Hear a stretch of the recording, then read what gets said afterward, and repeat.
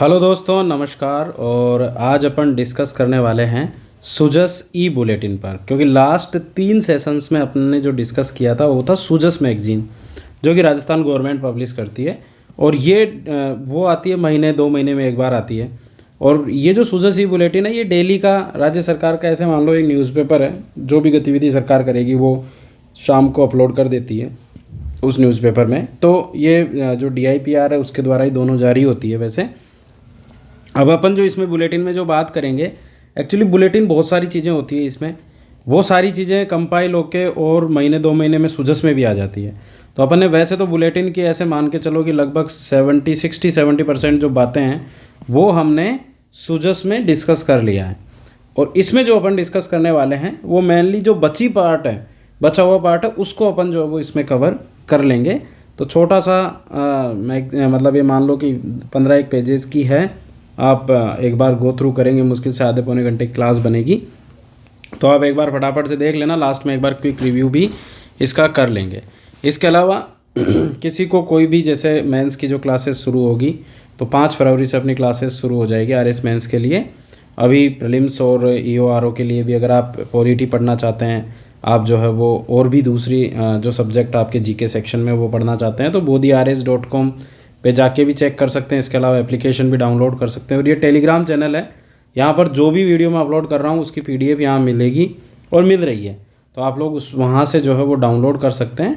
हो सकता है उसमें पोस्ट के बाद में वो थोड़ा सा पीछे चली जाए, तो आप फाइल सेक्शन में जाके वहाँ से डाउनलोड कर लेना, वहाँ आपको सारी चीज़ें मिली जाती हैं। अब अपन बात करते हैं, वैसे तो पिछली बार हमने सुजस में भी डिस्कस किया था। खाद्य और नागरिक आपूर्ति विभाग ने एक अनूठी पहल की है और ये कहा है कि NFSA एक्चुअली हमारे राष्ट्रीय फूड सिक्योरिटी जो एक्ट है हमारा 2013 का, उसमें राजस्थान में 32 श्रेणियां हैं। और उन 32 श्रेणियों के लाभार्थी जो लगभग मान के चलो 4.86 करोड़ के आसपास तो है ही, मतलब है ना, लगभग 4.5 करोड़ के आसपास लाभार्थी हैं।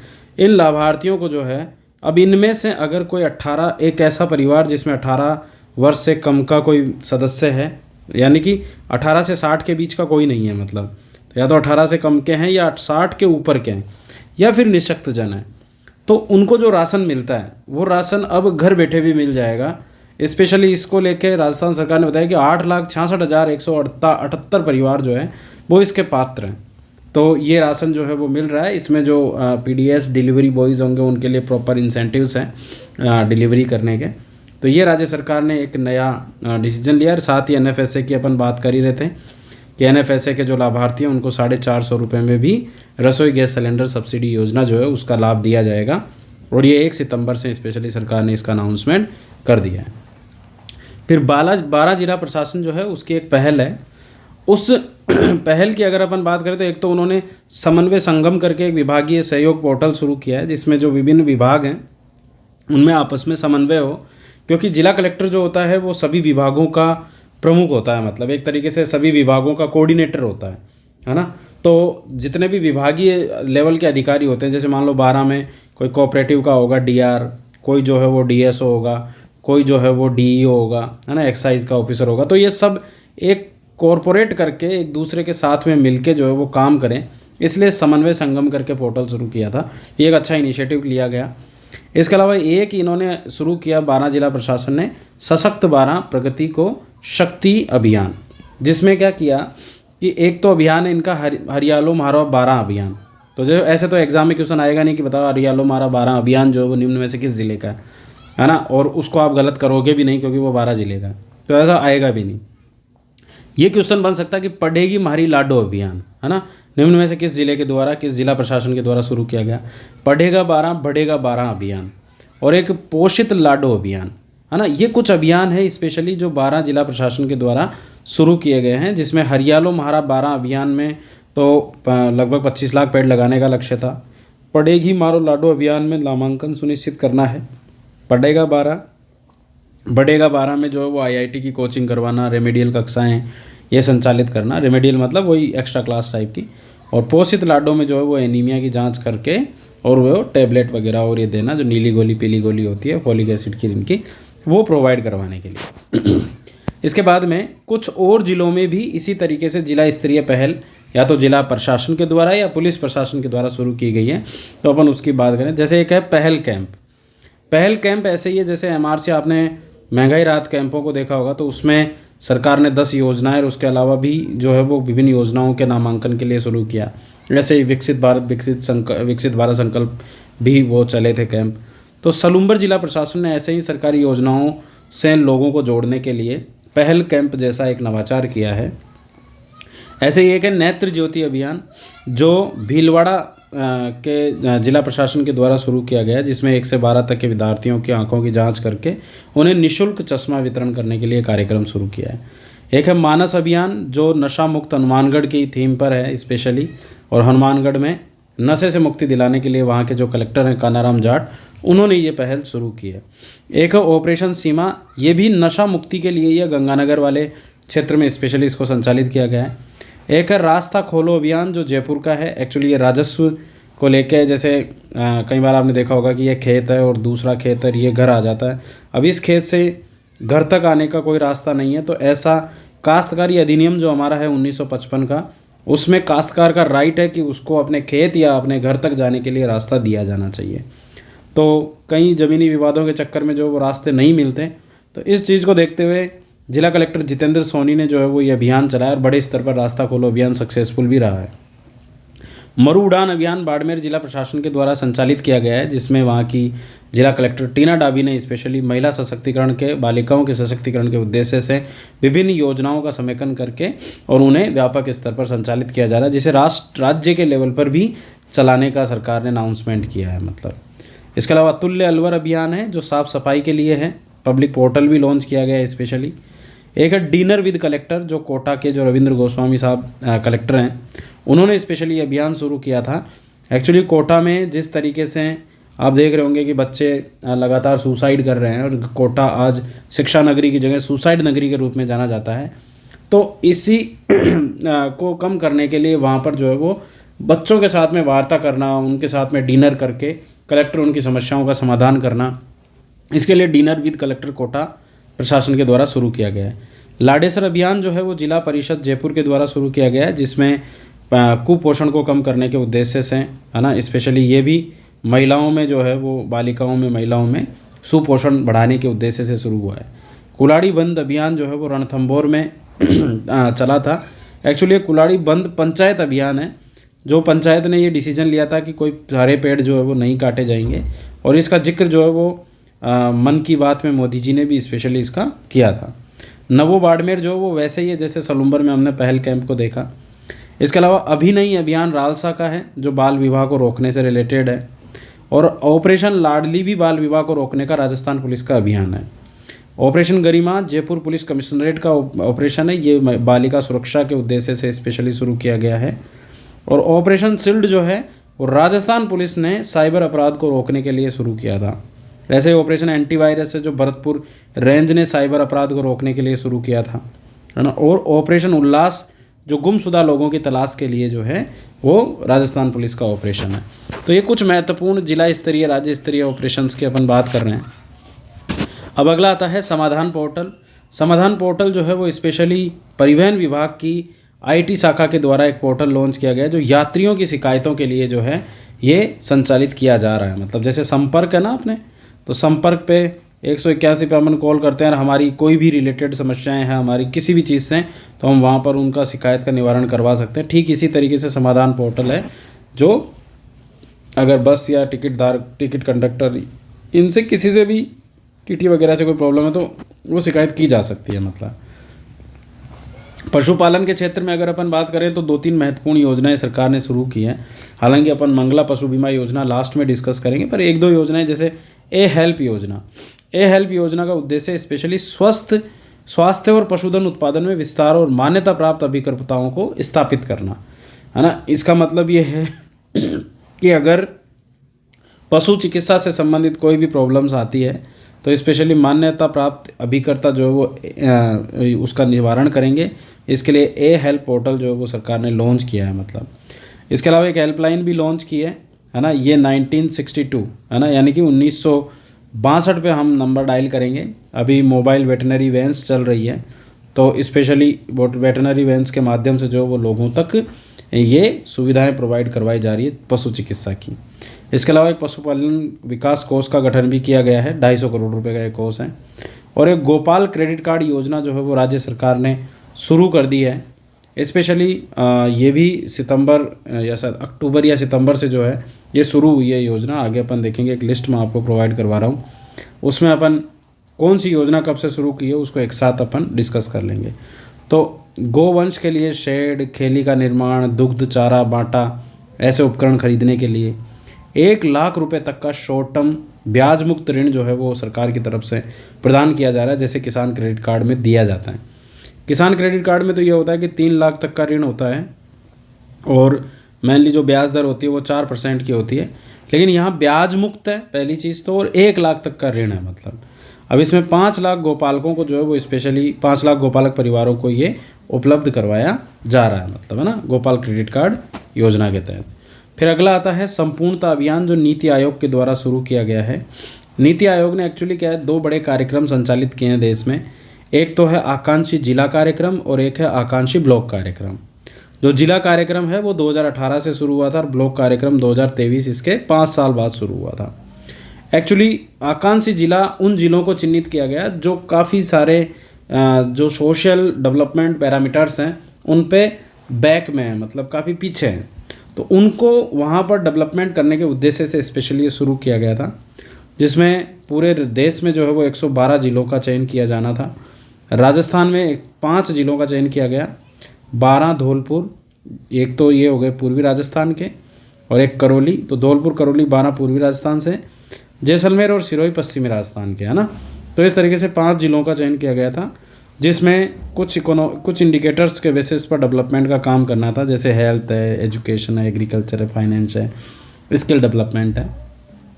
इसी तरीके पे इसी तर्ज पर जो है वो आकांक्षी ब्लॉक कार्यक्रम भी शुरू किया गया, जो 500 लगभग ब्लॉक्स को जो वो देश में चयन किया गया, जो 329 डिस्ट्रिक्ट्स में पड़ते हैं। अपने भी राजस्थान के 27 ज़िलों में एक एक ब्लॉक, यानी कि टोटल 27 ब्लॉक्स का चयन किया गया, जिसमें वही health, education, agriculture, infrastructure, social development, उनके लेवल पर काम करना था। अब एक्चुअली ओवरऑल अगर हम इनको देखें तो यह है 6 टोटल इंडिकेटर्स। इन सभी, मतलब यहाँ आप देखोगे हेल्थ एजुकेशन 1 हो गया, है ना, ये 2 हो गए, फिर ये 3 हो गया, फिर ये 4, है ना, ये स्किल डेवलपमेंट, और ये 5, और बेसिक इंफ्रास्ट्रक्चर इसी में आ जाएगी, ये सोशल डेवलपमेंट के साथ ये सारा, ये बेसिक इंफ्रास्ट्रक्चर वाला 6, ऐसे करके टोटल जो है वो 6 इंडिकेटर्स। तो इन 6 प्रमुख संकेतकों में जो है वो पूर्णता अर्जित करने के उद्देश्य से देश भर में 4 जुलाई से लेकर 30 सितंबर तक ये अभियान शुरू किया गया था नीति आयोग के द्वारा, ताकि योजनाओं को बेटर ढंग से इम्प्लीमेंट किया जा सके, मतलब, है ना।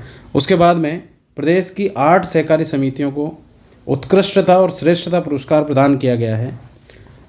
गौतम दत्त जो हमारे सहकारी मिनिस्टर हैं उनके द्वारा स्पेशली ये पुरस्कार दिए गए हैं, जिसमें सर्वश्रेष्ठ पैक्स, यानी कि जो हमारी कोऑपरेटिव सोसाइटी है, क्षेत्रीय उत्कृष्टता के मामले में स्पेशली पलसाना ग्राम सेवा सहकारी समिति सीकर को सर्वश्रेष्ठ पैक का पुरस्कार मिला है। ऐसे ही KVSS जो क्रय विक्रय सहकारी समितियां होती है, उसमें बांसवाड़ा क्रय विक्रय सहकारी समिति को जो है वो ये पुरस्कार दिया गया है।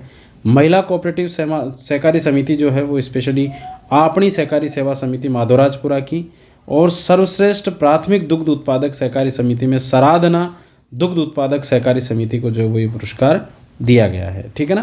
तो इस तरीके से टोटल 8 सहकारी समितियों को उत्कृष्टता और श्रेष्ठता पुरस्कार प्रदान किया गया है। ऐसे ही 11 जुलाई को जो है वो विश्व पॉपुलेशन डे के रूप में मनाया जाता है। इसमें परिवार कल्याण से रिलेटेड योजनाओं को प्रोत्साहित किया जाता है। तो उस उद्देश्य को ध्यान में रखते हुए राजस्थान में जो है वो 5 जिलों को विशेष रूप से श्रेष्ठ, ऐसा नहीं कि 5 जिलों को, और भी कई इंस्टीट्यूशंस को दिया, लेकिन अपने जिलों के लेवल की बात है। तो फर्स्ट कल्याण प्रोत्साहन पुरस्कार में फर्स्ट आता है बांसवाड़ा, फिर आता है ब्यावर, फिर केकड़ी, भीलवाड़ा और शाहपुरा, है ना। तो ये ध्यान रखना अपने को। उसके बाद एक पुरस्कार दिया गया यशस्वी सरपंच राज्य स्तरीय सम्मान समारोह, जो स्पेशली अल्ट्राटेक सीमेंट और राजस्थान पत्रिका की पहल पर 20 सरपंचों को सम्मानित किया गया था, जिन्होंने अपने क्षेत्र में व्यापक कार्य किए हैं। फिर अगला कार्यक्रम है टीबी मुक्त अभियान या टीबी मुक्त पंचायत अभियान, जो PM के द्वारा जो 24 मार्च 2023 से शुरू किया गया था, स्पेशली टीबी मुक्त पंचायत अभियान। इस टीबी मुक्त पंचायत अभियान के तहत स्पेशली राजस्थान में जो है वो 2024 में 9,325 ग्राम पंचायतों में इस अभियान का संचालन किया जा रहा है। जुलाई 2024 तक की स्थिति देखें अपन तो 586 ग्राम पंचायतें जो है वो टीबी मुक्त घोषित की जा चुकी है। बाद में फिर सरकार ने 9 सितंबर से 2 अक्टूबर तक निक्षय मित्र बनाएं, टीबी हराएं जैसा कार्यक्रम शुरू किया। और फिर उसके बाद में टीबी मुक्त भारत अभियान फिर शुरू किया, जो 7 दिसंबर 2024 को पंचकुला हरियाणा से अभियान शुरू हुआ था। राजस्थान के 5 जिलों को जो है वो टीबी मुक्त भारत अभियान के तहत ऐड किया गया, जिसमें आप ये कोटा, बारां और झालावाड़ी, तो परवन जो नहर परियोजना है ना, तो वो वाले ज़िले हो गए 3 तो, और हनुमानगढ़ राजसमंद 2 ज़िले ये हो गए जहाँ पर टीबी मुक्त भारत अभियान के तहत जो है वो आयुष्मान आरोग्य शिविर संचालित किए जा रहे हैं। एक्चुअली आयुष्मान आरोग्य शिविर तो और भी कई सारी चीज़ों के तहत संचालित हो रहे हैं, लेकिन इन 5 जिलों में इसके भी प्रॉपर शिविर आयोजित हो रहे हैं ना। 15 दिसंबर से लेकर 31 जनवरी 2025 तक आयुष्मान आरोग्य शिविर आयोजित किए जा रहे हैं।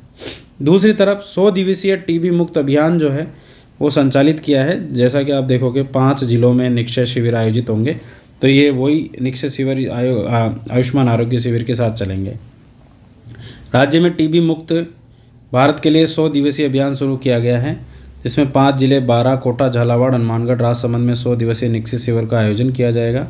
15 दिसंबर से आयोजित किए जा रहे आयुष्मान आरोग्य शिविर में टीबी मुक्त भारत अभियान से संबंधित जो है वो गतिविधियाँ की जाएगी। ये जो अभियान होगा टीबी मुक्त भारत अभियान 347 जिलों में आयोजित किया जा रहा है, जिसका राष्ट्रीय स्तर पर शुभारंभ जो है केंद्रीय स्वास्थ्य मंत्री ने जेपी नड्डा ने स्पेशली पंचकुला से हरियाणा से किया है, मतलब है ना। तो ये याद रखना है। देखो टीबी मुक्त पंचायत तो मोदी जी ने शुरू किया है, लेकिन ये जो टीबी मुक्त भारत अभियान है ये स्पेशली जेपी नड्डा साहब ने शुरू किया है ना, स्वास्थ्य मंत्री ने। तो ये भी अपने को ध्यान रखना है, ये पॉइंट भी। फिर आता है जून 2024 जो निःशुल्क दवा योजना के क्रियान्वयन से संबंधित बात है। इसमें राजस्थान देश में फर्स्ट नंबर पर रहा है। राजस्थान को जो अंक प्राप्त हुए थे वो थे 76.78 अंकों से राजस्थान प्रथम नंबर पर रहा, और तेलंगाना द्वितीय स्थान पर रहा।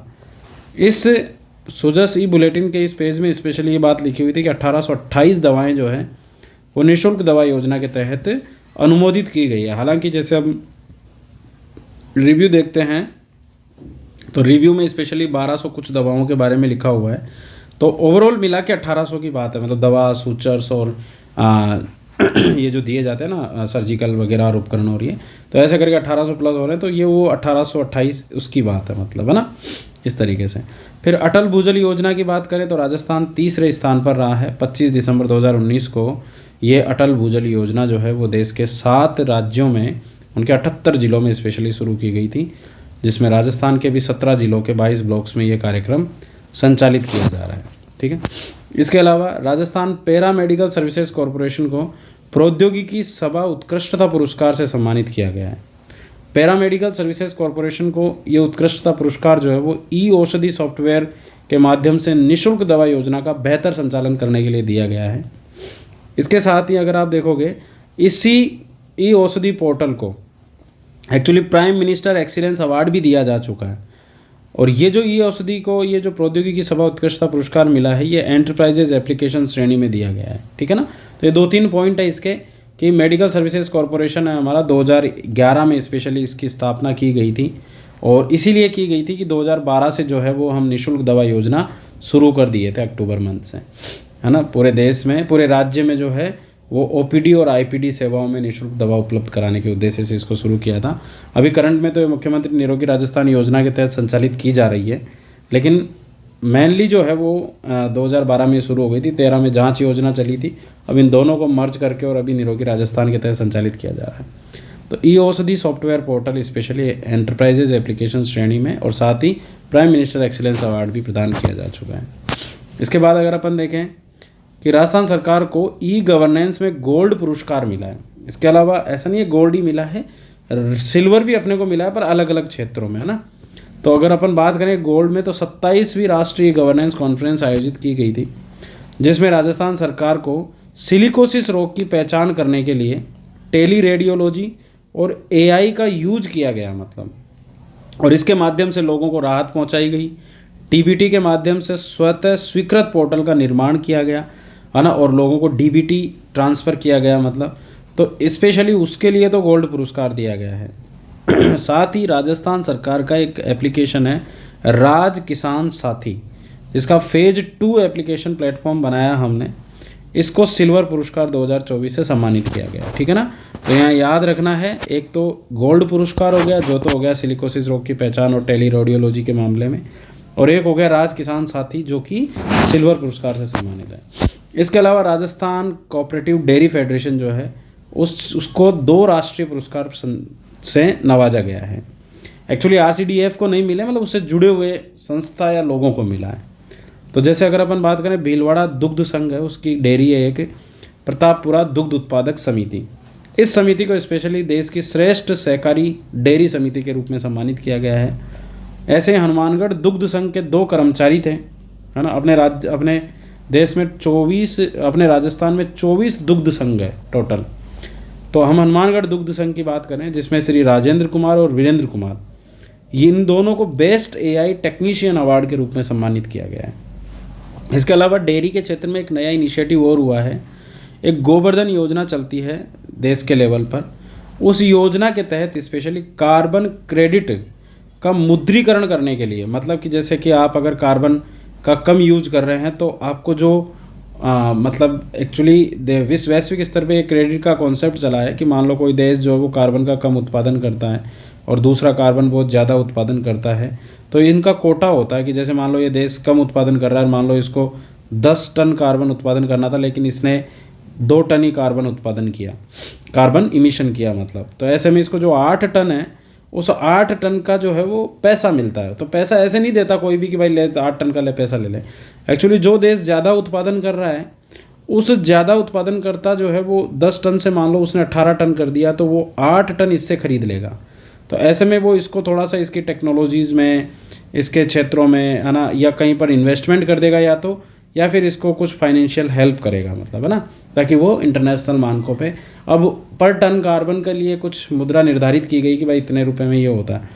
ऐसे ही जो वो गोवर्धन योजना के तहत अपने कार्बन क्रेडिट का मुद्रीकरण करने के लिए, मतलब कि जो महिलाओं ने कम कार्बन उत्सर्जन करके जो क्रेडिट कमाया है उसके लिए स्पेशली उनको प्रोत्साहन पुरस्कार दिया गया है। तो ऐसा तो कोई कमाई नहीं करता, पर एक तरीके से प्रोत्साहन के लिए कि कार्बन कम उत्सर्जन किया जा रहा है, मतलब।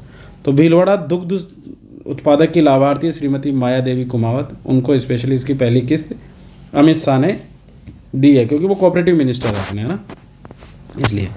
उसके बाद में अंगदान अभियान जो है वो राजस्थान को 2 राष्ट्रीय पुरस्कार दिए जा चुके हैं। राजस्थान विश्व में जो वो ऑर्गन डोनर डे अगस्त 13 को मनाया जाता है, जबकि अगर अपन भारत की बात करें तो यहाँ पर 3 अगस्त को स्पेशली ऑर्गन डोनेशन डे मनाया जाता है। तो इसमें राजस्थान को अंगदाता जागरूकता अभियान के तहत सर्वश्रेष्ठ प्रचार प्रसार गतिविधियों के क्रियान्वयन के लिए बेस्ट IEC अवार्ड, और एक मोहन फाउंडेशन है जयपुर का सिटीजन फोरम को सर्व सपोर्टिव NGO का अवार्ड जो है वो प्रदान किया गया है। इसके अलावा भारत सरकार की एक पहल जो पहले से चल रही है, प्रधानमंत्री सुरक्षित मातृत्व अभियान, केंद्रीय स्वास्थ्य और परिवार कल्याण मंत्रालय की पहल है। प्रत्येक महीने की 9 तारीख को जो गर्भवती महिलाएं होती है उनका प्रॉपर जांच करना, प्रसव पूर्व देखभाल, उनको उच्च गुणवत्ता युक्त जो है वो सलाह और दवाइयाँ ये प्रोवाइड करवाने के उद्देश्य से जो है वो निःशुल्क कैंप आयोजित किए जाते हैं। और इन कैंपों में आई प्लीज़ फॉर 9 स्कीम, क्योंकि डॉक्टर से मोदी जी ने ये एक रिक्वेस्ट की है कि आप लोग जो है वो 9 तारीख को जाके और संबंधित CSC PSCs में उनको देखें, है ना, उनकी समस्याओं को समझें, है ना। तो एक तरीके से अच्छे डॉक्टर्स की सलाह मशवरा वगैरह ये प्राप्त हो जाता है। तो सुरक्षित मातृत्व अभियान जो है वो संचालित किया जा रहा है। एक राजस्थान सरकार एक और इनिशिएटिव ले रही है, पश्चिमी राजस्थान नहर परियोजना, क्योंकि पूर्वी राजस्थान नहर परियोजना का तो लोकार्पण कर ही दिया गया है। वो हमने पिछले सुजस बुलेटिन वीडियोज़ में उसको डिटेल से समझा भी है। बस उसमें आप एक छोटा सा और अपडेट कर लेना कि 22 जनवरी 2025 को जो है वो रामलला प्रतिष्ठा का जो पहला 1 साल पूरा हो गया था, उस उपलक्ष्य में स्पेशली जो है वो राजस्थान सरकार ने राम सेतु जल लिंक परियोजना नाम कर दिया है, मतलब, है ना, जल लिंक परियोजना, है ना, ये कर देना उसको। राम मतलब राजस्थान और मध्य प्रदेश है, तो ये एक अपडेट हो जाएगा उसमें। बाकी तो पूरा डिटेल्ड है ही वो वैसे के वैसे, और वो अपन ने समझ ही लिया था कि 17 जिलों के लिए, इनके लिए तो वो सरकार ने अभी बोल ही दिया है ना। अब इसमें सरकार एक अनाउंसमेंट कर रही है पश्चिमी राजस्थान नहर परियोजना, जिसमें सरकार ये कह रही है कि भाई देखिए हम 2 राज्यों के बीच पानी का समझौता पूरा होने के बाद, क्योंकि किन किन राज्यों से पूरा होगा, क्योंकि हम माई बेसिन का जो सरप्लस पानी होगा ना, वो स्पेशली जालौर और बाड़मेर के गाँव तक पहुँचाना है हमें, यानी कि लूणी और इन क्षेत्रों को जोड़ना है, पाली, जोधपुर, इन क्षेत्रों को जो है वो इसका लाभ होगा। तो इस उद्देश्य से जो है वो 2 राज्यों के बीच में समझौता होगा, गुजरात और राजस्थान के बीच में। 350 किलोमीटर जो है वो कैनाल बनेगी, गुजरात से जालौर तक पानी पहुंचेगा। लगभग 35 साल से इसकी कवायद चल रही है। 26 लाख रुपए इसमें मतलब जो प्री विजिबिलिटी रिपोर्ट के लिए खर्चा रखा गया है, बाकी तो ऐसे करोड़ों रुपए का खर्चा आएगा आने में, तो है ना। तो ये सरकार का प्लान है एग्जैक्टली। अभी इसको लेके कुछ भी सरकार ने किया नहीं है, इसकी DPR वगैरह और ये बनेगी, उसके बाद में हम आयोग को भेजेंगे सेंट्रल लेवल पे, फिर वो गुजरात उसमें राजी होता है कि नहीं होता, वो बाद की बातें हैं, है ना। फिर 12 औद्योगिक स्मार्ट सिटीज़ जो है वो बनाने का राजस्थान सेंट्रल गवर्नमेंट ने अनाउंसमेंट किया है, जो 10 राज्यों में स्मार्ट सिटीज़ बनाई जाएगी। और 6 बड़े गलियारे, जो हमारे देश में 11 गलियारे बन रहे हैं, उनमें से 6 गलियारों के कनेक्टेड रहेगी। तो ये जो 12 स्मार्ट सिटीज़ है वो कौन कौन सी, एक तो राजपुरा पटियाला जो पंजाब में, एक जोधपुर पाली जो राजस्थान में, दीघी जो महाराष्ट्र में, पलक्कड़ केरल में। तो एक तो इस तरफ का अगर वेस्टर्न साइड का देखें तो वेस्टर्न साइड का तो ये हो गया आपका ना, ऐसे ऐसे कर्व बना के कि राजपुरा पटियाला, जोधपुर पाली, दीघी और पलक्कड़। दूसरी तरफ आप देखो उत्तराखंड से ऐसे चल के इस रीजन में आ जाओ तो खुरपिया उत्तराखंड, 2 उत्तर प्रदेश में बनेगी आगरा और प्रयागराज, एक बिहार में बनेगी गया, और नीचे जब साउथ इंडिया की तरफ चलते हैं तो एक जहीराबाद तेलंगाना में, और कोपरथी और ओरवाकल 2 सिटीज़ जो है वो आंध्र प्रदेश में बनाई जाएगी। तो आप देखो कि ये हमारे काफ़ी महत्वपूर्ण है, क्योंकि आपको पता है DMIC के तहत, दिल्ली मुंबई इंडस्ट्रियल कॉरिडोर के तहत 5 नोड्स डेवलप किए जा रहे हैं। उनमें से एक नोड आता है जोधपुर पाली मारवाड़ इंडस्ट्रियल रीजन का, जो काफ़ी महत्वपूर्ण भी है, और हमारे राजस्थान में इस क्षेत्र के विकास के लिए काफ़ी कुछ अनाउंसमेंट अभी रिसेंटली सरकार ने भी किए हैं। इसके अलावा अक्षय, तापीय ऊर्जा और प्रसारण परियोजनाओं में जॉइंट वेंचर सरकार बना रही है, सेंट्रल गवर्नमेंट के साथ में मिलकर स्पेशली ये जॉइंट वेंचर्स बनाए सेंट्रल कंपनियों के साथ में। इन जॉइंट वेंचर्स में राजस्थान की जो कंपनियां रहेगी उसकी हिस्सेदारी रहेगी 26%, और जो सेंट्रल PSU होगा उसकी हिस्सेदारी होगी 74%, है ना। जैसे नॉर्मली अपने जो HPCL रिफाइनरी लिमिटेड में जो हिस्सेदारी है ना, वैसे हिस्सेदारी। अब इसमें एक तो जो जॉइंट वेंचर किया वो है power grid corporation of India limited के साथ में, क्योंकि ये भी प्रसारण का काम करती है, और राजस्थान का भी अपनी एक कंपनी है, अपने 5 कंपनियां हैं ना टोटल, जो 3 तो डिस्कॉम हो गई, एक प्रसारण और एक उत्पादन का काम करती है। तो प्रसारण कंपनी के साथ में स्पेशली जो है वो ये जॉइंट वेंचर बना है। और एक कोल इंडिया लिमिटेड जो है उसके साथ में उत्पादन निगम लिमिटेड ने स्पेशली संयुक्त उपक्रम बनाना है, जिनमें से एक तो तापीय परियोजना के लिए संयुक्त उपक्रम बनेगा, और एक अक्षय ऊर्जा के लिए भी संयुक्त उपक्रम बनाए जाएंगे।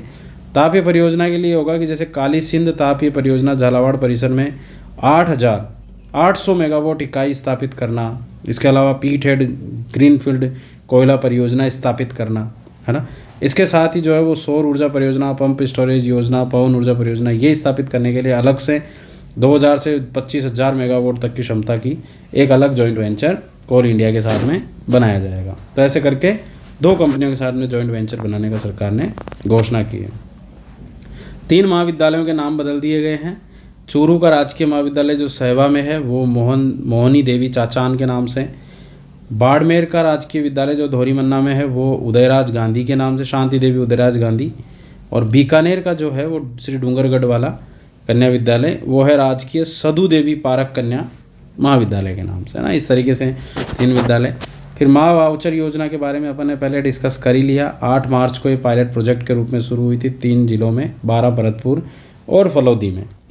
17 सितंबर को इसे जयपुर में कार्यक्रम के जरिए पूरे राज्य स्तरीय, रजिस्ट्री नहीं, राज्य स्तरीय, है ना, इसका शुभारंभ कर दिया गया है, जिसमें लगभग 1100 से ज़्यादा निजी पंजीकृत सोनोग्राफी केंद्र जो है वहाँ निःशुल्क सोनोग्राफी महीने में 3 बार 9, 18 और 27 तारीख को मातृत्व दिवस जब मनाते हैं उस अवसर पर महिलाएं करवा सकती है ना। इसका लाभ 3 तारीखों को मेनली दिया जाता है। वाउचर स्कीम के तहत 14 सप्ताह और उससे अधिक के गर्भ की महिलाएं निःशुल्क सोनोग्राफी करवा सकेगी। उन्हें SMS पर एक QR वाउचर जारी होगा जिसकी वैधता 30 दिन की रहेगी, और अगर वो 30 दिन में नहीं करवा पाती है तो उसकी वैधता वो बता दे कारण उसकी वैधता को आगे बढ़ाया जा सकता है, मतलब, ठीक है ना। इस तरीके से स्पेशली ये शुरू किया। फिर राजस्थान सरकार जो है वो एक कृष्ण गमन पथ डेवलप कर रही है, 800 किलोमीटर का कृष्ण गमन पथ होगा, जिसमें मथुरा से लेकर उज्जैन में संदीपनी आश्रम है, वहाँ तक 30 मंदिर इसमें शामिल होंगे। इसमें करीब 500 किलोमीटर रूट जो है वो राजस्थान के 6 जिलों से होकर गुजरेगा और राजस्थान के 6 जिलों के 7 बड़े मंदिर जो है वो इसमें विकसित किए जाने हैं। तो ये एक इम्पॉर्टेंट पॉइंट है जिसको अपने को याद रखना है ना। श्री गोकुल चंद्रमा जी मंदिर जो कामा डीग में है, मदन मोहन जी मंदिर जो कामा में है वहीं डीग में, बांके बिहारी मंदिर भरतपुर में, एक मदन मोहन जी मंदिर जो है वो करौली में है, ये मदन मोहन जी मंदिर जो है वो कामा में है ना। मंदिर चार भुजा बूंदी, मथुराधीश जी मंदिर कोटा और द्वारकाधीश मंदिर जो है वो झालावाड़, ये इस तरीके से डेवलप किए जाने हैं पूरे। तो एक पूरा रूट बन जाएगा, टोटल 7 मंदिर जो है वो इसमें आ जाएंगे 6 जिलों के। इसके साथ ही कुछ और भी इम्पोर्टेंट जो डिसीजंस लिए गए हैं, जैसे 16वीं विधानसभा का सत्र जो है वो हमारे शुरू होने वाला है, 31 जनवरी से लगभग ये शुरू हो जाएगा। इसमें राज्यपाल जो है, क्योंकि साल के पहले सत्र में राज्यपाल के द्वारा अभिभाषण दिया जाता है, नॉर्मली साल का पहला सत्र और जब नई विधानसभा का गठन होता है उस दौरान राज्यपाल जो है वो अभिभाषण करते हैं, यह उनका कॉन्स्टिट्यूशनल प्रोविज़न है मतलब। तो उस अभिभाषण को जो है वो मंत्रिपरिषद तैयार करती है।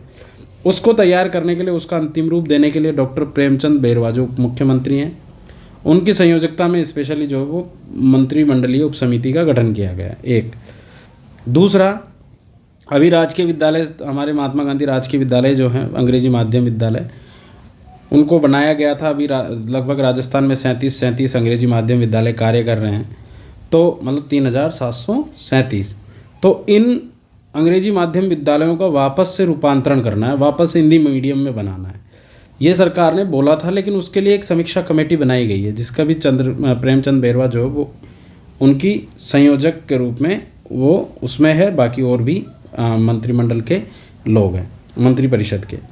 इसके अलावा नए जिलों के लिए भी प्रेमचंद बैरवा साहब की अध्यक्षता में ही एक कमेटी मंत्रिमंडलीय उप समिति का गठन किया गया था, लेकिन बाद में प्रेमचंद बैरवा जी का तो उससे त्यागपत्र हो गया था और फिर जोगाराम पटेल जो वो उसमें आ गए थे मतलब, है ना। पंचायती राज संस्थाओं का पुनर्गठन किया जा रहा है और 9 जनवरी को इसका नोटिफिकेशन जारी किया गया था।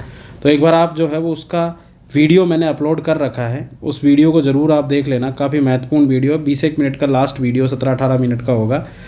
आप उसे फटाफट भी देखोगे तो भी वो समझ आ जाएगा मतलब। तो उसमें सरकार क्या चाहती है, क्या व्यवस्था की गई है ना, वो सारी चीज़ें आ जाएगी। उसमें जो संयोजक है वो है मदन दिलावर साहब, जो विद्यालय शिक्षा से है ही सही। बाकी गजेंद्र सिंह, अश्विनी गहलोत, सुमित गोदारा, जवाहर सिंह मैडम, ये भी इसमें है। ऐसे ही 16 जनवरी को जो वो एक नोटिफिकेशन जारी करके नगर निकायों के पुनर्गठन के लिए भी व्यवस्था सरकार कर रही है, जिसमें स्पेशली झाबर सिंह खर्रा के नेतृत्व में मंत्रिमंडलीय उप समिति का गठन किया गया है ना। तो ये भी याद रखना अपने को। इसके अलावा जो पुरानी सरकार थी मतलब, है ना, जो 2023 से लेके पुरानी सरकार मतलब गहलोत सरकार ने जो अप्रैल 2023 से लेके 14 दिसंबर, क्योंकि 15 दिसंबर को नई सरकार बन गई थी, है ना, अपने बीजेपी की सरकार बन गई थी। तो जिस पिछले 6 महीनों में जो डिसीजन लिए गए थे उनकी जांच करने के लिए जो है वो गजेंद्र सिंह की अध्यक्षता में, जो हमारे मंत्री हैं चिकित्सा मंत्री, उनकी अध्यक्षता में स्पेशली एक मंत्रिमंडलीय उप समिति का गठन किया गया था और नए जिलों के लिए जोगाराम पटेल साहब की। इसके अलावा जो एक एसआई पुलिस भर्ती में जो पेपर लीक हुआ था उसकी जांच करने के लिए भी जोगाराम पटेल साहब की अध्यक्षता में ही मंत्रिमंडलीय उप समिति बनाई गई थी। इसके बाद में अगला आता है, राजस्थान में जैसलमेर में कृत्रिम गर्भाधान की नई तकनीक के द्वारा ग्रेट इंडियन बस्टर्ड प्रजाति का एक स्वस्थ चूजे का जन्म हुआ है। ये जन्म स्पेशली बस्टर्ड संरक्षण और पुनर्वास कार्यक्रम चलाया जा रहा है। जैसलमेर में एक कृत्रिम प्रजनन केंद्र बना हुआ है, वहाँ पर स्पेशली किया गया। तो ये एक काफ़ी महत्वपूर्ण टेक्नोलॉजी है, विश्व में पहली बार स्पेशली इस टेक्नोलॉजी के जरिए जो है वो ये प्रजनन कार्य किया गया था। ठीक है। इसके अलावा अपने राजस्थान में एक अश्व अनुसंधान केंद्र है, राष्ट्रीय अश्व अनुसंधान केंद्र। वो राष्ट्रीय अश्व अनुसंधान केंद्र पड़ता है अपने बीकानेर में, है ना। तो बीकानेर का जो ये राष्ट्रीय अश्व अनुसंधान केंद्र है, यहाँ पर फ्रोजन सीमन के माध्यम से, फ्रोजन सीमन के जरिए जो है वो एक जो घोड़ा है उसकी नस्ल, एक घोड़ा डेवलप किया, मतलब पैदा किया है, तो फ्रोजन सीमन का उपयोग करते हुए तो राज शीतल उसका नाम रखा गया। तो ये भी याद रख लेना, ठीक है ना, कि राज शीतल नाम का जो है वो घोड़ा है ना, बीकानेर के राष्ट्रीय अश्व अनुसंधान केंद्र में, है ना, पैदा हुआ है। सड़क सुरक्षा के लिए हम आगामी 10 वर्षों का एक एक्शन प्लान तैयार कर रहे हैं, जिसे 3 चरणों में सरकार लागू करेगी, और ऐसा करने वाला देश का पहला राज्य जो है वो राजस्थान बन जाएगा। हमारा टारगेट है कि 2030 तक हम 50% तक इसमें कमी ला दें। एक पोस्टल बड़ी एप्लीकेशन है जो स्पेशली हमारा जो राजस्थान का निर्वाचन विभाग था उसके द्वारा शुरू की गई थी। पोस्टल बड़ी एप्लीकेशन में ये था कि एक्चुअली आपको पता होगा कि नॉर्मली हम तो इलेक्ट्रॉनिक वोटिंग मशीन के माध्यम से वोट डाल के आ जाते हैं, लेकिन जो गवर्नमेंट ऑफिशियल्स होते हैं जिनकी ड्यूटी लगती है सरकारी इसमें चुनाव में, इनमें तो उनका जो वोट होता है वो पोस्टल के जरिए होता है, मतलब जो मेनली बैलेट पेपर के जरिए होता है। तो उसके लिए उसका प्रॉपर निगरानी, उसका सही व्यवस्थित संचालन करने के लिए ये निर्वाचन विभाग के द्वारा जो है वो इसको शुरू किया गया था। वर्तमान में हमारे मुख्य निर्वाचन अधिकारी श्री नवीन महाजन साहब हैं, इनसे पहले प्रवीण गुप्ता थे।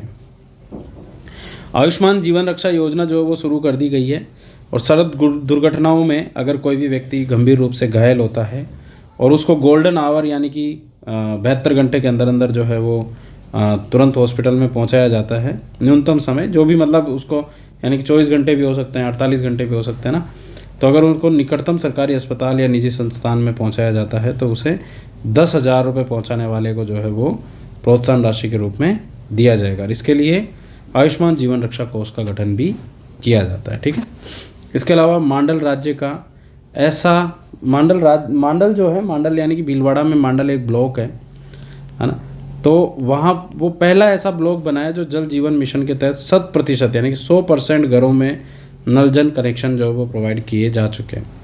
अभी इसके मामले में हमारी स्थिति 32वें नंबर पर है अपन देश में। ठीक है, विश्व स्तनपान सप्ताह 1 अगस्त से 7 अगस्त चलता है। राष्ट्रीय कृमि मुक्त दिवस जो है वो नेशनल डिवॉर्मिंग डे 10 अगस्त को मनाया जाता है, और इस दिन स्पेशली जो है वो एल्बेंडाजोल जो होती है उसकी गोलियां बच्चों को दी जाती है। एमएसएमई मंत्रालय टेक्नोलॉजी सेंटर बनाएगा अपने राजस्थान में, जो दहमी कला बगरू में स्पेशली इसके लिए जगह चिन्हित की गई है। गंगानगर के विधायक है जयदीप बिहाणी साहब, उन्होंने एक विधायक सेवा केंद्र का डिजिटल एप्लीकेशन बनाया था जिसका शुभारंभ किया है उन्होंने। हमारे रेवासा जो पीठ है, जो अपने जयपुर के जो है ना रामानंदी संप्रदाय है उसकी पीठ है रेवासा में, तो उस पीठ के अग्र पीठाधीश्वर थे 1008 राघवाचार्य जी, उनका देवलोक गमन हो गया है, मतलब है ना। तो ये कुछ खबरें थी जिनको मैंने एक एक लाइन जो काम की है वो डाला है ना। रामाश्रय वार्ड जो जेरियाट्रिक वार्ड और जेरियाट्रिक क्लिनिक्स को रामाश्रय वार्ड की संज्ञा दी गई है। जोधपुर और बाड़मेर की मेडिकल कॉलेज जो है वो आयुर्विज्ञान यानी कि मेडिकल की पढ़ाई जो है वो हिंदी में करवाएंगे, और RUHS जो है वो रिम्स के रूप में, जैसे एम्स होती है वैसे ही रिम्स के रूप में RUHS को डेवलप किया जा रहा है। इसके अलावा प्रखर राजस्थान रीडिंग अभियान जो है वो राज्य में कुछ समय के लिए शुरू किया गया था। शिक्षा मंत्री मदन दिलावर ने इसको शुरू किया था। स्पेशली झालावाड़ जिले में कनवाड़ी ग्राम का राजकीय उच्च माध्यमिक विद्यालय, वहाँ से इस अभियान को शुरू किया गया था बच्चों में नॉलेज एनहांसमेंट के लिए। स्पेशली हनुमानगढ़ में स्पेशली पहली बार ऐसा प्लान किया गया, राज्य में ही पहली बार हुआ है कि हनुमानगढ़ जिले के जो विद्यालय होंगे उनको रैंकिंग दी जाएगी, और इसमें 16 PM श्री राजकीय विद्यालय को लिया गया है, मतलब है ना। इसके अलावा 27 जुलाई को नीति आयोग की 9वीं गवर्निंग काउंसिल की बैठक आयोजित की जा चुकी है, जिसमें 20 राज्यों और 6 केंद्र शासित प्रदेशों के मुख्यमंत्री और उपराज्यपालों ने भाग लिया था। इसके अलावा जो अक्षय ऊर्जा नीति थी हमारी, उसमें 2023 की नीति थी, उसके प्रावधानों में कुछ संशोधन किया गया है, और स्पेशली जो भी अक्षय ऊर्जा, जैसे कि मान लो कोई सोलर में, कोई पवन ऊर्जा में, इनमें इन्वेस्टमेंट करेंगे तो उनको हमारी राजकीय भूमि का आवंटन नियम 2007 है, उसको थोड़ा सा लिबरल बनाया गया है। मतलब उसमें कहा गया है कि भाई देखो, सौर ऊर्जा परियोजनाओं के लिए भूमि आवंटन DLC रेट का 7.5% पर ही कर दी जाएगी। जितनी DLC रेट होगी उसका 7.5% पर ही आवंटन कर देंगे अगर कोई सौर ऊर्जा परियोजना संचालित करता है। 2 हेक्टेयर भूमि पर 1 मेगावाट की दर से सौर ऊर्जा उत्पादन हो सकेगा आराम से। ये कुछ नियम, आवंटन के नियम जो है वो बदले गए थे। हालांकि अभी वर्तमान में तो अक्षय ऊर्जा नीति 2023 की जगह एकीकृत स्वच्छ ऊर्जा नीति हम लेकर आ चुके हैं, और वो हमने पहले भी पिछले वीडियोस में डिस्कस कर लिया, उसके बारे में डिटेल है ना, अभी आगे इसमें भी करेंगे।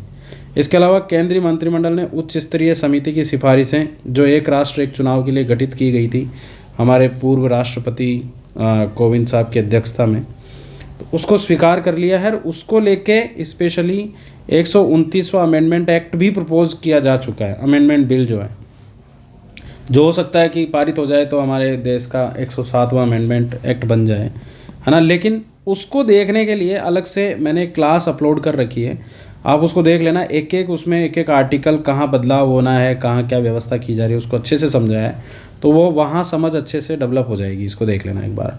बस उसमें कुछ एक्स्ट्रा चीज़ें मैं यहाँ मेंशन कर रहा हूँ कि पीएम मोदी ने जो है वो केंद्रीय मंत्रिमंडल ने एक साथ निर्वाचन करवाने के मुद्दे पर राष्ट्रपति श्री रामनाथ कोविंद की अध्यक्षता में गठित उच्च स्तरीय समिति की सिफारिशें स्वीकार कर ली। उच्च स्तरीय समिति की सिफारिशें 1951 से 67 के बीच एक साथ निर्वाचन संपन्न हुए, ये बता रहे हैं, सिफारिशें नहीं एग्जैक्टली, ये बताया जा रहा है कि भाई 1951 से 67 तक ऐसा हुआ था। फिर विधि आयोग की 170वीं रिपोर्ट ने 1999 में भी ऐसा कहा था कि भाई एक साथ चुनाव हो। संसदीय समिति की 9वीं रिपोर्ट, वो 79th रिपोर्ट आई थी, उसमें भी ऐसा सुझाव दिया गया था। फिर इस रिपोर्ट समिति ने भी ऐसा सुझाव दिया, उसने कहा भाई 2 चरणों में इसे लागू करेंगे। पहले चरण में लोकसभा विधानसभा के चुनाव एक साथ करवाए जाएंगे, दूसरे चरण में आम चुनाव में 100 दिनों के भीतर स्थानीय निकायों के चुनाव भी जो वो एक साथ करवाए जाएंगे, है ना। हालांकि इसकी पूरी डिटेल आप इस वीडियो में देखोगे तो आपको बहुत ज़्यादा बेटर ढंग से समझ आ जाएगी। मैं यहाँ थोड़ा क्विकली चल रहा हूँ इस वजह से ना। पीएम विश्वकर्मा जो योजना थी, जिसके बारे में हमने पहले डिस्कस कर लिया लास्ट सेशन में, 17 सितंबर 2023 को पीएम मोदी के द्वारा शुरू की गई थी। 18 व्यवसायों के जो कारीगर हैं, शिल्पकार हैं, उनको स्पेशली लाभ दिया जाता है। उनके एक ID कार्ड बनाया जाता है, प्रमाण पत्र बनाया जाता है, टूल किट खरीदने के लिए 15,000 रुपये दिए जाते हैं और 3 लाख तक का जो है वो उनको बीमा दिया जाता है, जिनमें 5% की ब्याज दर जो है वो निर्धारित की गई है। पहले 1 लाख का देते हैं 18 महीने के लिए और फिर 2 लाख का देते हैं 30 महीने के लिए। इस तरीके से स्पेशली जो ये बीमा क्या ऋण दिया जाता है। उस जो 5% की दर है उस पर 2% का अतिरिक्त अनुदान मिलेगा, यानी कि अब उन्हें 3% पर ही ऋण मिल जाएगा। ये राज्य सरकार ने एक नया नोटिफिकेशन जारी करके और व्यवस्था कर दी। अब लाभार्थियों को महज 3% की ब्याज दर पर ऋण मिल सकेगा और ये उसके बारे में सारी जानकारी है ना। कोलेटरल फ्री ऋण होता है। राष्ट्रीय पोषण माह 2024 जो है, जो स्पेशली सितंबर मंथ में मनाया गया था, उसमें राजस्थान का प्रदर्शन अच्छा रहा और राजस्थान को 4थी रैंक प्राप्त हुई है। मतलब इसमें भी स्पेशली चूरू का प्रदर्शन काफ़ी अच्छा रहा है, ठीक है। इसके अलावा एक इकोनॉमिक रिवाइवल टास्क फोर्स का गठन किया जा चुका है। अक्टूबर मंथ में सरकार ने इकोनॉमिक रिवाइवल टास्क फोर्स का गठन किया है। इससे पहले रीति का भी गठन किया था, है ना। रीति जो है वो मार्च में गठित हुई थी, मार्च 2024 में, और ये इकोनॉमिक रिवाइवल टास्क फोर्स जो है वो अक्टूबर मंथ में गठित हुई है। अध्यक्षता जो है वो मुख्यमंत्री और उपाध्यक्ष जो होंगे वो उप मुख्यमंत्री वित्त यानी कि मैडम दिया कुमारी रहेगी।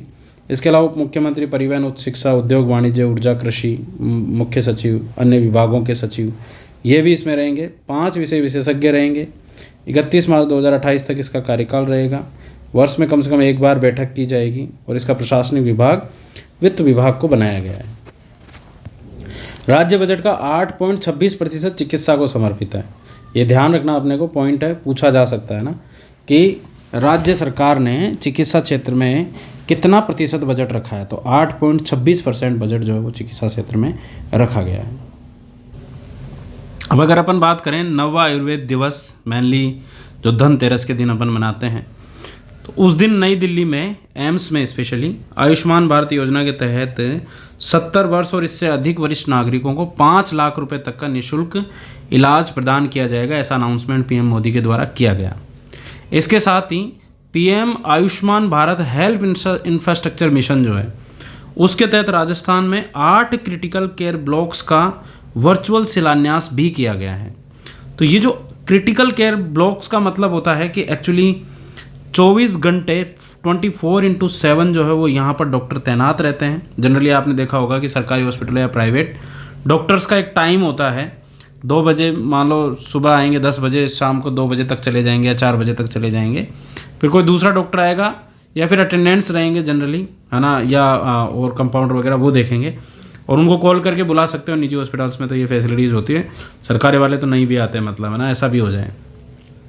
पर ये क्रिटिकल केयर ब्लॉक्स जो रहेंगे यहाँ 24 घंटे और 7 दिन डॉक्टर्स तैनात रहेंगे, अलग अलग इनके प्रॉपर वो रहेंगे कि जैसे शिफ्टें रहेगी, उन शिफ्ट में जो है वो रात को 2 बजे भी अगर कोई पहुंचेगा तो उसको वहाँ पर एक स्किल्ड डॉक्टर जो है वो वहाँ पर मिलेगा, जहाँ नेफ्रो, गैस्ट्रो, यूरो, न्यूरो ये सारी फैसिलिटीज़ रहेगी, है ना। इसके अलावा जैसे आईसीयू वगैरह और वैसी फैसिलिटीज़ भी रहेगी, यानी कि इमरजेंसी में वहाँ पर पहुँचना क्रिटिकल केयर ब्लॉक्स रहेंगे, मतलब, है ना। ये अपने राजस्थान में 8 क्रिटिकल केयर ब्लॉक का वर्चुअल शिलान्यास पीएम मोदी ने किया, जिसमें भरतपुर, धौलपुर, करौली, ये तो हो गए अपने 3, तो ये हो गए भरतपुर संभाग वाले, मतलब नॉर्मल, है ना। इसके अलावा देखो चूरू और हनुमानगढ़, ये हो गए आपके बीकानेर संभाग का, चित्तौड़गढ़ और सिरोही, है ना, और बूंदी, ये 3 अलग अलग संभाग के अपने 3 ये हो गए। तो चित्तौड़गढ़, बूंदी, सिरोही, करौली, धौलपुर, भरतपुर, चूरू और हनुमानगढ़, यहाँ पर अपने क्रिटिकल केयर ब्लॉक्स जो है वो शुरू किए हैं। तो आप इसको थोड़ा याद रखना, क्योंकि ये थोड़ा बड़ा अपने राजस्थान का प्रोग्राम है एक तरीके से। 3 तो इधर हो गए, आप ऐसे बना लेना, 3 कौन कौन से वो आपको पता लग ही गया। दूसरा हो गया अपने चूरू, हनुमानगढ़, 2 इधर हो गए, ठीक है, और 3, एक तो इधर हो गया बूंदी यहाँ पे, है ना, एक तो ये हो गया बूंदी, एक हो गया ये सिरोही और एक हो गया ये चित्तौड़, है ना। ऐसे 3 ये हो गए, तो 3 3 6 2 8 हो गया ना। आईसीयू बेड रहेंगे, ऑक्सीजन, वेंटिलेशन, ऑपरेशन थिएटर जैसी इमरजेंसी सुविधाओं से लैस रहेंगे। इसके बाद अगर अपन बात करें, देश में बिजली उत्पादन क्षमता 452.69 गीगावाट हो गई है। इसमें स्पेशली 201.45 गीगावाट जो है वो अक्षय ऊर्जा का योगदान अक्टूबर 2024 के हिसाब से 46.3% स्पेशली हम अक्षय ऊर्जा उत्पादन कर रहे हैं। हमारा लक्ष्य है 500 गीगावाट अचीव करना 2030 तक। इस अक्षय ऊर्जा में 90 गीगावाट जो है वो तो हो गई सौर ऊर्जा, 47 गीगावाट जो है वो है पवन ऊर्जा, 46 गीगावाट जो है, 46 को 47 ही बोल सकते हैं अपन, ये है बड़ी पनबिजली परियोजनाओं की, और 5 गीगावाट जो है वो छोटी पनबिजली स्मॉल हाइड्रो प्रोजेक्ट जो होते हैं वो, 11 गीगावाट बायोमास, बायोगैस और अक्षय ऊर्जा मिश्रण वाली योजनाएं हो गई। मतलब इस तरीके से आप देखोगे सबसे ज़्यादा हमारे पास में सौर ऊर्जा है, फिर उसके बाद में जो है वो हमारे पास में बड़ी पन बिजली परियोजनाएं हैं, वो पवन ऊर्जा है, फिर बड़ी पन बिजली परियोजनाएं हैं, फिर हमारे पास में बायोमास और ये मिक्स मतलब एक तरीके से हाइब्रिड टाइप की, और फिर आ गई छोटी पन बिजली परियोजना। इसमें राजस्थान 29.98 गीगावाट क्षमता के साथ पहले स्थान पर है। राजस्थान में 29 है, 29.98 लगभग 30 गीगावाट अपन बोल सकते हैं। गुजरात में ये 29.5 है, तमिलनाडु में 23 है, कर्नाटक में ये 22 है, ठीक है ना, इस तरीके से। फिर मेजर मिनरल ब्लॉक्स की सफल नीलामी में राजस्थान देश में अव्वल रहा है, और अभी राजस्थान को प्रथम पुरस्कार भी दिया गया रिसेंटली। मेजर मिनरल ब्लॉक्स की अगर अपन बात करें तो 32 मेजर मिनरल ब्लॉक्स का सफल ऑक्शन हमने भारत सरकार का ई पोर्टल जो है वहाँ पर किया है। देश भर में अब तक 419 मेजर मिनरल ब्लॉक्स जो है उनका नीलामी की जा चुकी है, और राजस्थान में सर्वाधिक 86 मेजर मिनरल ब्लॉक्स की नीलामी हुई है। स्पेशली उनका मतलब 32 जो है वो उनको ई पोर्टल के माध्यम से हमने किया है, मतलब, है ना, सफल नीलामी किया। अगर आप खबर देखोगे तो देखना इसको एक बार कि राजस्थान में मेजर मिनरल ब्लॉक्स की नीलामी में समूचे देश में नया कीर्तिमान स्थापित किया है। ई पोर्टल के माध्यम से 32 मिनरल ब्लॉक्स का सफल ऑक्शन किया है, मतलब, है ना। प्रमुख सचिव ने बताया कि नए प्रावधानों में देश भर में अब तक 419 मेजर मिनरल ब्लॉक्स की नीलामी हुई है। इसमें राजस्थान ने 86 मेजर मिनरल ब्लॉक्स नीलाम किए हैं, मतलब। वहीं मध्य प्रदेश ने जो है, आप यहाँ राजस्थान की स्थिति देखोगे 86 है, तो सबसे ज़्यादा राजस्थान की ही स्थिति है इसमें। मध्य प्रदेश इसमें 75 ब्लॉक्स किए हैं, उड़ीसा ने 48, कर्नाटक ने 45 किए हैं। केंद्र सरकार ने भी स्वयं के स्तर पर क्रिटिकल मिनरल ब्लॉक्स की नीलामी शुरू की, और 14 ब्लॉक जो है वो खुद सरकार ने भी किए हैं, मतलब अपने लेवल पर ब्लॉक। रविकांत जो शासन सचिव, उन्होंने बताया कि राज्य में इस वित्तीय वर्ष में 32 मेजर मिनरल ब्लॉक्स की नीलामी हो चुकी है, जिसमें लाइम स्टोन के 12 ब्लॉक हैं, गोल्ड का 1 है ना, उनको लीज पर दिया गया है। वहीं आयरन के 5 ब्लॉक हैं, 3 ब्लॉक जो है वो कंपोजिट उसके हैं, बेस मेटल के, इनके 1 ब्लॉक जो है वो अलग है। इस तरीके से दिए गए हैं। तो अपने को तो यह याद रखना है कि भाई नीलामी जो है वो हमने 32 की है ई पोर्टल के जरिए, 86 प्रॉपर नीलाम किए हैं, मतलब सबसे ज़्यादा हमने किए हैं, ठीक है। वर्तमान में सरकार के प्रथम वर्ष में ही 47 प्रधान खनिज ब्लॉक्स नीलाम हुए हैं, जो भी देश में अपन फर्स्ट है, मतलब, है ना। 4 दिसंबर 2024 को मुख्यमंत्री ने 9 नई नीतियों का अनावरण किया है और ये काफ़ी महत्वपूर्ण पॉइंट है, इसको ध्यान से सुनना क्योंकि नीतियों वाले से भी क्वेश्चन पूछा जा सकता है ना। अभी रिसेंटली कई सारी नीतियाँ जारी हो गई है, नीतियाँ पॉलिसीज़ जारी हो गई है। तो सबसे पहले अगर अपन बात करें एमएसएमई पॉलिसी 2024 की, तो उसमें देखो सरकार ये कह रही है कि हम आगामी 5 वर्षों में लगभग 50 क्लस्टर्स बनाएंगे और बड़े स्तर पर रोजगार सृजन होगा इसमें। तो सरकार ये कह रही है कि ऋण पर जो भी ऋण दिया जाएगा एमएसएमईज़ को, उस पर 2% का एक्स्ट्रा अनुदान हम देंगे। मतलब एमएसएमईज़ के लिए जो व्यवस्था की गई है ऋण की, उसमें 2% अतिरिक्त अनुदान सरकार की तरफ से दिया जाएगा, पहली चीज़। दूसरा, एमएसएमई एक्सचेंज से धन जुटाने पर, मतलब एक्चुअली एमएसएमई एक्सचेंज का मतलब सीधा सा ये हो गया कि इधर उधर से कहीं से भी एमएसएमईज़ अगर पैसा कलेक्ट करती है तो 15 लाख रुपए तक सरकार जो है वो स्पेशल सहायता देगी। मतलब एडवांस टेक्नोलॉजी और सॉफ्टवेयर पर 5 लाख रुपए का अनुदान देगी। कोई एमएसएमई एडवांस टेक्नोलॉजी और सॉफ्टवेयर्स का इस्तेमाल करती है तो 5 लाख रुपए सरकार द्वारा अनुदान दिए जाएंगे। क्वालिटी सर्टिफिकेशन और आईपीआर पर जो है वो 3 लाख रुपए का पुनर्भरण होगा। जैसे कि कोई अपना ट्रेडमार्क रजिस्टर करवाने में इनमें जो खर्चा आता है या कोई सर्टिफिकेशन लेने में खर्चा आता है उनकी गुणवत्ता के ऋण के, तो सरकार स्पेसिफिक 3 लाख रुपए का खर्च इसमें खुद की तरफ से करेगी। उनको उनके प्रोडक्ट जो बनेंगे उनको बेचने में सहायता करने के लिए 1.5 लाख रुपए का अनुदान सरकार इस तरीके से देगी। डिजिटल उपकरण अगर वो एमएसएमई खरीदती है तो 50,000 रुपये का पुनर्भरण करेगी। और ई कॉमर्स प्लेटफॉर्म पर जो रजिस्टर करवाते हैं अपने प्रोडक्ट्स को इनको, तो अधिकतम 50,000 रुपये का जो है वो सरकार पुनर्भरण करेगी। यानी कि ई कॉमर्स का भी बढ़ावा दे रही है सरकार इस एमएसएमई नीति के माध्यम से। मोटी मोटी बात दोबारा बता देता हूँ। ऋण पर 2% का ब्याज अनुदान होगा। एमएसएमई एक्सचेंज से धन जुटाने पर 15 लाख रुपए तक सहायता होगी। एडवांस टेक्नोलॉजी पर 5 लाख, आईपीआर पे 3 लाख, 1.5 लाख रुपए विपणन पे, 50,000 डिजिटल उपकरण पे, 50,000 जो है वो ई प्लेटफॉर्म पर रजिस्ट्रेशन के। फिर अगली नीति आती है निर्यात संवर्धन पॉलिसी 2024। देखो निर्यात बढ़ावा देने के लिए राज्य सरकार जो है वो लगातार कार्य कर रही है। और अगर आप देखोगे तो लगभग 83,704 करोड़ रुपए का 83,407 करोड़ रुपए का जो है वो हमने निर्यात कर दिया है ना, लाख करोड़ रुपए का। और इसमें अगर आप देखोगे सबसे ज़्यादा हिस्सेदारी जो है वो हमारे इंजीनियरिंग गुड्स की है, लगभग 19% की हिस्सेदारी के साथ में इंजीनियरिंग गुड्स है। जवाहरात जो है, ज्वेलरी और जवाहरात, वो लगभग 13% के साथ में है। इसके अलावा धातु जो है, मेटल जो है, उसकी हिस्सेदारी 11 है। और जो कपड़ा है उसकी हिस्सेदारी जो है वो लगभग 10 है। और हस्तशिल्प की हिस्सेदारी जो है वो लगभग 9 है। ये हमारे राज्य की स्थिति है, मतलब इस तरीके से। तो अगर आप देखोगे तो 5 वर्षों में इस निर्यात में 1.5 लाख करोड़ रुपए की हमें वृद्धि लानी है नॉर्मली, है ना। लगभग 1.5 लाख करोड़ हम इसको लेके जाना चाहते हैं, मतलब यहाँ तक रुपए तक वृद्धि लाने का हमारा प्लान है। अभी कितना है, 83,704 लाख करोड़ रुपए का, है ना। उसको 1.5 लाख करोड़ तक ले जाना है, मतलब लाख करोड़ क्या, 83,000 करोड़ रुपए का ना, 83,704 करोड़ रुपए का निर्यात है जो हमें आगे बढ़ाना है। दूसरा, मुख्यमंत्री निर्यात वृद्धि अभियान चलाया जाएगा जिसमें नए निर्यातकों को प्रोत्साहित किया जाएगा, जैसे मिशन निर्यातक बनो कार्यक्रम है, ठीक इसी तरीके से एक अभियान चलाया जाएगा। दस्तावेजीकरण में 5 लाख रुपए की सहायता सरकार देगी। अंतर्राष्ट्रीय आयोजनों पर अगर कोई निर्यातक जाता है तो 3 लाख रुपए तक जो है वो सरकार अनुदान देगी। अभी जो है वो सरकार 1 लाख रुपए तक का जो है वो अनुदान सरकार की तरफ से, या 50% जो भी बनता है वो सरकार की तरफ से दिया जाता है, जिसे 3 लाख तक सरकार का प्लान है मतलब करने का। इसके अलावा सर्टिफिकेशन पर 75% पुनर्भरण, तकनीकी अपग्रेड करवाते हैं तो 50 लाख तक सहायता। और प्लेटफॉर्म, डिजिटल प्लेटफॉर्म पर इनकी जो फीस लगती है उस पर 2 लाख रुपए तक पुनर्भरण होगा। इसके अलावा अगली नीति है एक जिला एक उत्पाद योजना, जो नीति है 2024 जो लॉन्च की है।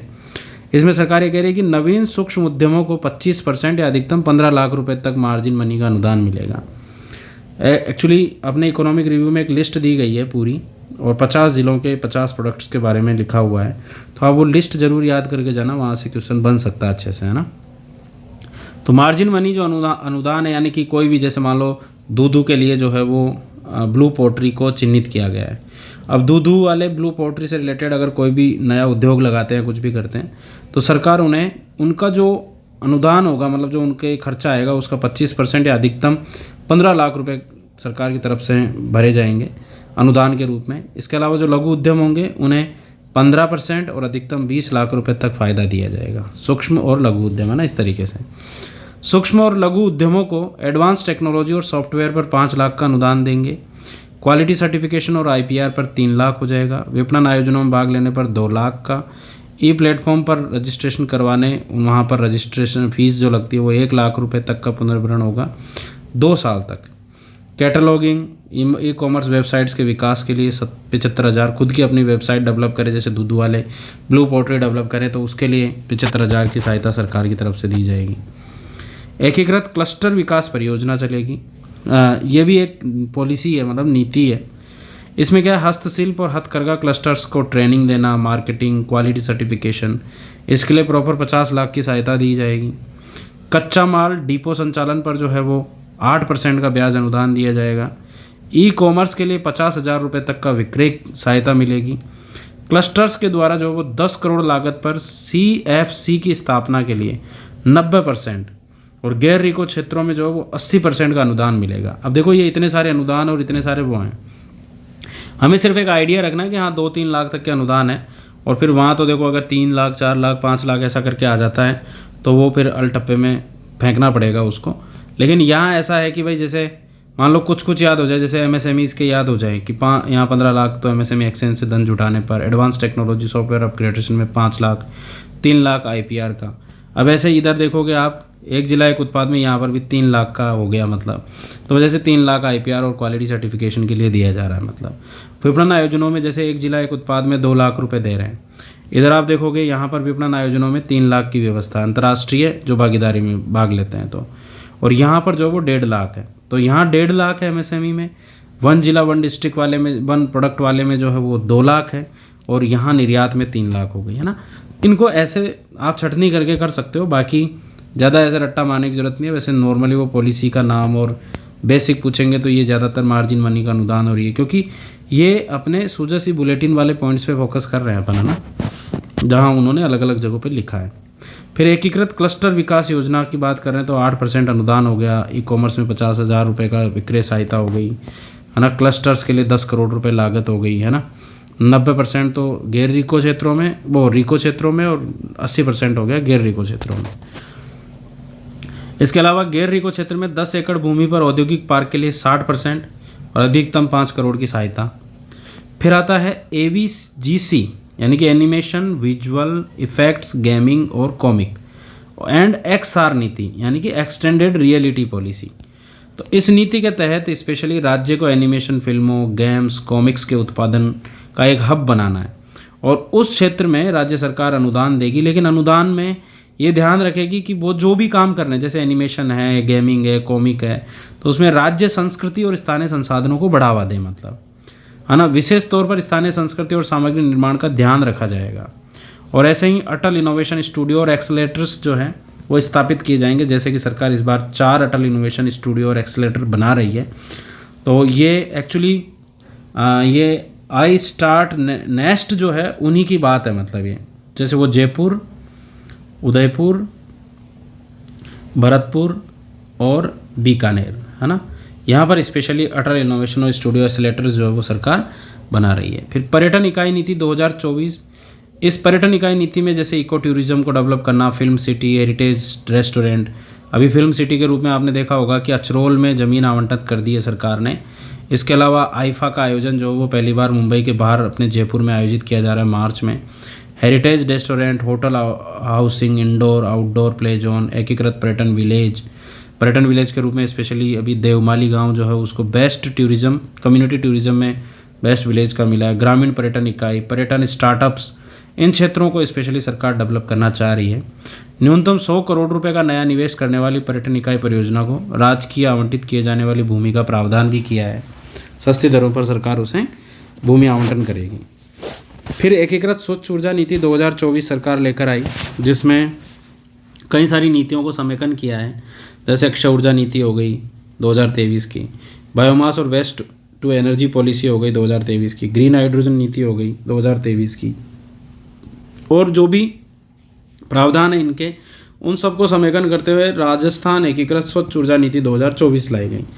जो अक्षय ऊर्जा नीति लाई गई थी उसमें पवन ऊर्जा और सौर ऊर्जा पहले से ही समेकन कर दी गई थी। जो 2019 की नीतियाँ थी ना, उनको अक्षय ऊर्जा में कर दिया था। इसके तहत 2030 तक 125 गीगावाट के टारगेट रखे गए हैं, जो कि नेशनल लक्ष्य हैं 500 गीगावाट। उसमें हमारा भी योगदान सुनिश्चित करने के लिए अभी हम लगभग 30 गीगावाट तक का योगदान तो दे ही रहे हैं, अब हम 125 तक बढ़ा रहे हैं उसको। इसमें सरकार ने floating, reservoir top, canal top, है ना, ऐसी सौर परियोजनाओं पर भी काम कर रही है लगातार। मतलब पंप स्टोरेज प्रोजेक्ट पर सरकार काम कर रही है। जैसे अपन ने पढ़ा था ना 12 में, इनमें मेज पर जो वो रिवर टॉप लगाया जा रहा है। मतलब फ्लोटिंग के लिए भी सरकार ने जो वो जगह चिन्हित की है, अलग अलग जगहों के हिसाब से डीपीआर बन रही है। तो ऐसे सरकार ने प्लान किए हैं। अब ये जो 25 गीगावाट का जो लक्ष्य है वो सोलर का लिए हो गया 90 मेगावाट का, मतलब 90 गीगावाट का। विंड और हाइब्रिड के लिए हो गया 25 गीगावाट, और hydro pump storage plant, battery energy storage, इन सब के लिए हो गया 10 गीगावाट का।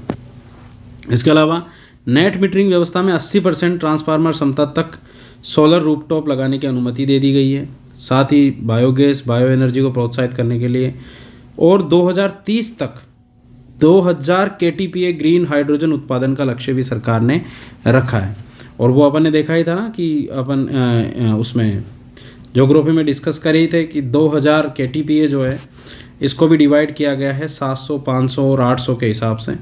ठीक है, प्रॉपर ऐसे बांटा गया है कि जो हमारा RVPN का जो है, प्रसारण निगम लिमिटेड का जो हमारे ग्रिड बनी हुई है वहाँ 700 का, इसके अलावा जो है वो अपने 500 गीगावाट का वहाँ हो जाएगा जो रिन्यूएबल एनर्जी से रिलेटेड है। और जहाँ 24 into round the clock energy supply होती है वहाँ 800 गीगावाट की व्यवस्था की गई है। फिर इसके बाद में खनिज नीति 2024 भी लॉन्च कर दी गई है। इससे पहले 2015 की हमारी खनिज नीति थी। इस नीति के तहत ये बताया गया कि हमारे पास में 22 मेजर मिनरल और 36 माइनर मिनरल्स का भी करंट में प्रोडक्शन चल रहा है। ओवरऑल देखें तो लगभग हमारे पास में 58 मिनरल्स का हम उत्पादन कर रहे हैं। राजस्थान सरकार इसको बढ़ाना चाहती है और बढ़ाकर 58 की जगह 70 करना चाहती है। टोटल 82 है ना। वैसे तो हमारा इकोनॉमिक रिव्यू 81 कहता है ना, लेकिन पॉलिसी में लिखा है 82 है ना, तो अभी तो 81 के हिसाब से अपने को करना है ना। तो 22 मेजर मिनरल और 36 माइनर मिनरल्स का स्पेशली हमारे उत्पादन हो रहा है। टोटल 58 है, जिसे 2047 तक 70 करने का टारगेट है। यानी कि उनका दोहन और उनका सही खनन करके और हम 70 मिनरल्स तक बढ़ाने का प्लान है, जैसा कि आप ये नीचे देख रहे हो। ठीक है, 46-47 तक का प्लान ये है। दूसरा, वर्तमान में राजस्थान क्रूड ऑयल के मामले में 15% का योगदान दे रहा है और प्रतिदिन 3.3 मिलियन घन मीटर प्राकृतिक गैस का उत्पादन भी राजस्थान में किया जा रहा है। मतलब इसको भी सरकार जो है वो नई खनिज नीति के तहत बढ़ाना चाह रही है। करंट में हमारा जो खनिज है उसका हमारी GSDP में योगदान है 3.4% का। मैं GSDP की बात कर रहा हूँ। जब मैं अगर मैं सेकेंडरी सेक्टर की बात करूँ तो लगभग 11.99 के आसपास पहुँच जाएगा, लेकिन हमारी पूरी GDP में 3.4% का योगदान है, जिसे 22-23 से 29-30 तक तो 5% करना और 46-47 तक ले जाते खनिज का योगदान 8% करने का लक्ष्य सरकार ने रखा है। मतलब 8% ऑफ GSDP। इसके अलावा 29-30 तक मौजूदा 0.67 खनिज रियायत क्षेत्र जो है उसको 1% तक विस्तारित और 46-47 तक उसे 2% करने का सरकार का प्लान किया गया है। इसके अलावा 1 करोड़ जॉब्स जो है वो 29-30 तक, इसमें 50 लाख तो 29-30 तक और 1 करोड़ 46-47 तक खनिज क्षेत्र में डायरेक्ट इनडायरेक्ट लेवल पे क्रिएट करनी है।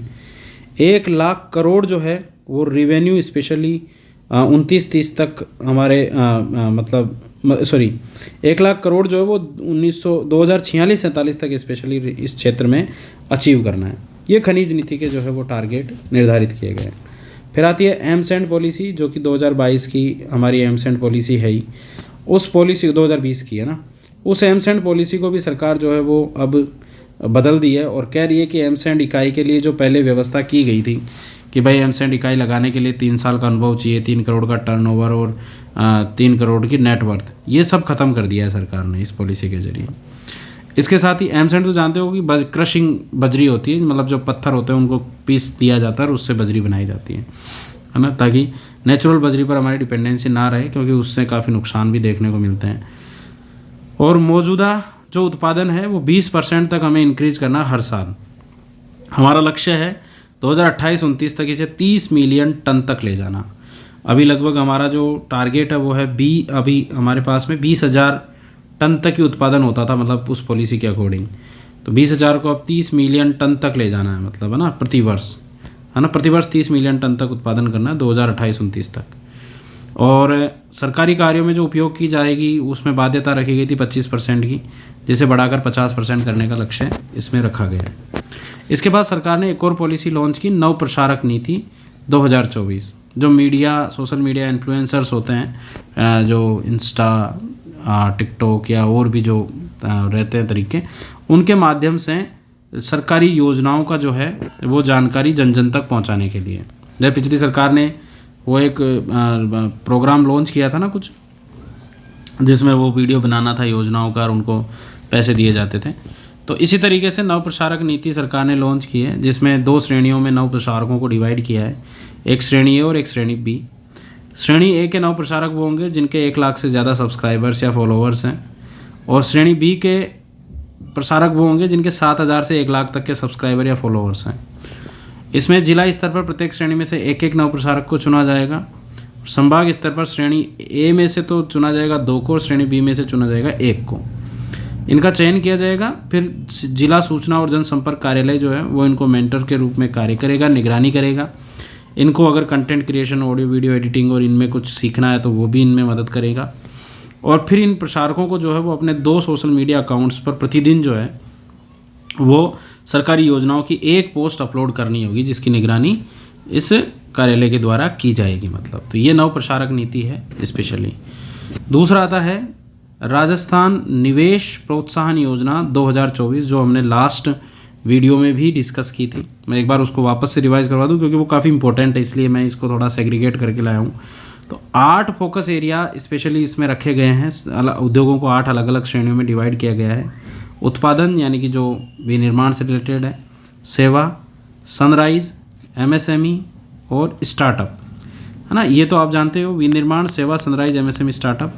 फिर एक हो गया इंडस्ट्रियल पार्क, रसद भंडारण, cold chain, research and development, GCO, test lab और नवीकरणीय ऊर्जा क्षेत्र। टोटल 8 जो पहले वाली जो 2022 की जो रिप्स थी उसमें जो 8 क्षेत्र थे, वैसे के वैसे इसमें भी 8 क्षेत्र बनाए गए हैं।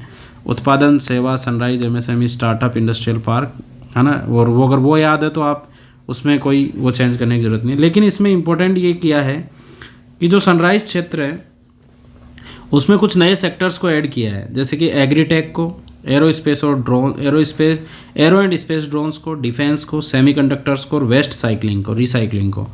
इनको 5 चीज़ों को ऐड किया है, तो इनको 5 को याद रखना है। एग्रीटेक स्टार्टअप, इसके अलावा एग्रो और स्पेस ड्रोन्स, डिफेंस, सेमीकंडक्टर और वेस्ट रिसाइकलिंग, है ना। इसके अलावा जो निवेशकों को पैकेज दिए जाएंगे उसमें एक तो है स्टैंडर्ड सर्विस पैकेज, जिसमें निवेशक जो विनिर्माण और सर्विस क्षेत्र में निवेश करेंगे उसकी जो न्यूनतम सीमा थी जो लाभ देने के लिए हमें ये चाहिए था कि इतना तो निवेश करें, तो वो 50 करोड़ तक का था पहले प्रोविज़न, जिसको घटाकर 25 कर दिया। और इसके अलावा पर्यटन इकाइयों के लिए इसे 10 करोड़ कर दिया है, ठीक है ना, ये ध्यान रखना है। और इसके अलावा साथ ही साथ सरकार कह रही है कि एमएसएमई क्षेत्र में युवाओं को अधिक रोजगार मिले, इसको देखते हुए स्टैंडर्ड मैन्युफैक्चरिंग पैकेज की तुलना में अधिक अवधि तक हम 7 वर्ष तक स्पेशली ब्याज छूट का प्रावधान देंगे। मतलब मैन्युफैक्चरिंग पैकेज ना देंगे, उनको ब्याज की छूट देंगे ताकि वो ज़्यादा से ज़्यादा जो है वो स्पेशली रोजगार क्रिएट कर सके, ज़्यादा से ज़्यादा इन्वेस्टमेंट करें। खादी, ग्रामीण, पर्यटन और कृषि प्रसंस्करण क्षेत्र में एमएसएमईज जो हैं उनको एक्स्ट्रा लाभ मिलेंगे। और स्टार्टअप्स को प्रोत्साहन देने के लिए महिलाओं के द्वारा जो स्टार्टअप संचालित किए जाएंगे उन्हें 2 साल के लिए 100% SGST से छूट भी रहेगी, ठीक है। इसके अलावा उद्योग स्थापित करने के लिए कई सारे पैकेजेस होंगे। निवेशकों को परिसंपत्ति निर्माण प्रोत्साहन, निवेश सब्सिडी, घाटे से बचाने के लिए टेलीस्कोपिंग के साथ पूंजी सब्सिडी, टर्नओवर लिंक्ड प्रोत्साहन, ऐसे कई सारे प्रावधान किए गए हैं अलग अलग लेवल पर। साथ ही बड़े निवेशकों को 500 करोड़ रुपए के निवेश के लिए पुनर्वितरण विकल्प के साथ अनुकूलित पैकेज भी है। मतलब अगर वो 500 करोड़ से ज़्यादा का निवेश करते हैं तो उनके लिए प्रॉपर जो उनकी इच्छा होगी उस पैकेज का लाभ ले सकते हैं वो। और अगर 1000 करोड़ से अधिक निवेश करते हैं तो जो परिसंपत्ति निर्माण प्रोत्साहन ACI जो उसका 20% तक का पैकेज सरकार की तरफ से दिया जाएगा, ठीक है ना। इसके साथ ही एक नया ड्राफ्ट, एक नई पॉलिसी का ड्राफ्ट भी सरकार ने लॉन्च किया है। नई हिल पॉलिसी, अभी लागू नहीं किया है पॉलिसी को, लेकिन एक पहाड़ों के लिए एक पॉलिसी देखो एक पॉलिसी आएगी heal in Rajasthan, heal in Rajasthan, ठीक है, और एक है हिल। तो दोनों अलग अलग है, मात्रा को देखना, छोटी मात्रा है तो इसका मतलब है पहाड़, ठीक है, और बड़ी मात्रा हील मतलब यानी कि उपचार, ठीक है। तो ये तो रहेगी राजस्थान में उपचार के लिए यानी कि मेडिकल टूरिज्म को बढ़ावा देने के उद्देश्य से, और ये पहाड़ों के लिए है पर्यावरण संरक्षण के उद्देश्य से, जिसमें पहाड़ों को 3 श्रेणियों में विभाजित किया। 15 डिग्री के ऊपर निर्माण पर पूरी तरीके से रोक लगा दी गई है। ए श्रेणी के पहाड़ होंगे तो उन्हें 8 डिग्री तक मास्टर प्लान के अनुसार कार्य करने होंगे, और बी श्रेणी के पहाड़ों पर गतिविधियां नहीं होगी कोई भी। इस तरीके से पहाड़ों की सुरक्षा सुनिश्चित करने के लिए स्पेशली पॉलिसी का ड्राफ्ट, अभी ड्राफ्ट आया तो ज़्यादा इसमें जाने की ज़रूरत नहीं है।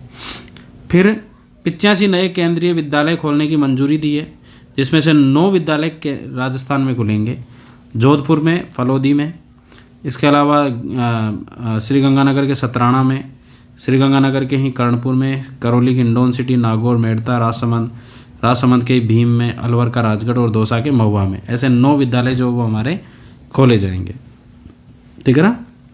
फलोदी, जोधपुर का AFS फलोदी, श्री गंगानगर का सतराना और श्री कर्णपुर, करौली का हिंडौन सिटी, नागौर का मेड़ता सिटी, राजसमंद का राजसमंद का ही भीम, अलवर का राजगढ़ और दौसा का महुआ।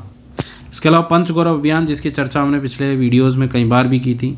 5 गौरव का मतलब है कि एक ज़िले से 5 ऐसी चीज़ें जिनको इंटरनेशनल लेवल तक प्रोत्साहित किया जाएगा, जैसे कि एक उपज, एक प्रजाति, है ना, यानी कि स्पीसीज जो पेड़ों की रहेगी, एक उत्पाद जो उद्योग विभाग देखेगा, पर्यटन स्थल और एक खेल, है ना, इनको बढ़ावा दिया जाएगा।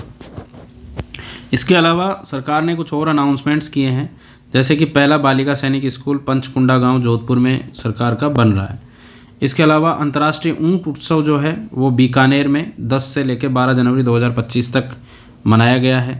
राष्ट्रमंडल संसदीय संघ उसका सम्मेलन ऑस्ट्रेलिया में हुआ था 5 से 8 नवंबर, और इसमें भाग लेने के लिए जो है इसका 67th राष्ट्रमंडल संसदीय संघ जो है उसकी डेलीगेशन ब्रीफिंग हुई थी, जिसमें हमारे देवनानी साहब गए थे। नीति आयोग की ओर से जल प्रबंधन, संरक्षण और स्थिरता के लिए 6 नवंबर को 15 दिवसीय जल उत्सव का भी आगाज़ किया गया था, है ना, तो नीति आयोग की तरफ से मनाया गया था। प्रदेश भर में राष्ट्रीय सड़क सुरक्षा सप्ताह माह जो है, जनवरी का ये माह जो है वो सड़क सुरक्षा माह है, इसको परवाह थीम से जो है वो शुरू किया गया है।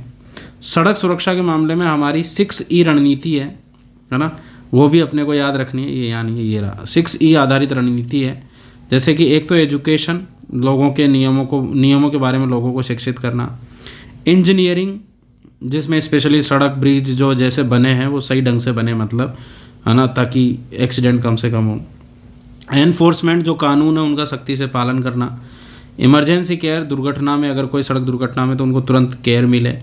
इवेल्युएशन यानी कि नए उपाय, नियमित मूल्यांकन वैसे टाइप का। और एंगेजमेंट यानी कि समुदाय सड़क सुरक्षा अभियान और इनके जरिए स्पेशली प्रॉपर एंगेजमेंट बनाना। तो ये सारी चीज़ें जो है ये 6E रणनीति हमारी काम कर रही है। इसके अलावा गणतंत्र दिवस समारोह जो है वो आज उदयपुर में आयोजित किया गया है। विधिक सेवा सदन और विधिक सेवा मार्ग जयपुर में बनाया गया है। पहले ये वानिकी पथ के नाम से जाना जाता था जयपुर में, सेक्रेटरीट के पास में, जो आज विधिक सेवा मार्ग के नाम से जाना जाएगा। और ऐसे ही मतलब अब से, और विधिक सेवा सदन जो रालसा का जो नया कार्यालय खुला है वो विधिक सेवा सदन के नाम से जाना जाएगा। इसके अध्यक्ष होंगे जस्टिस पंकज भंडारी। रालसा का लोगो है अधिकार आपका कर्तव्य हमारा।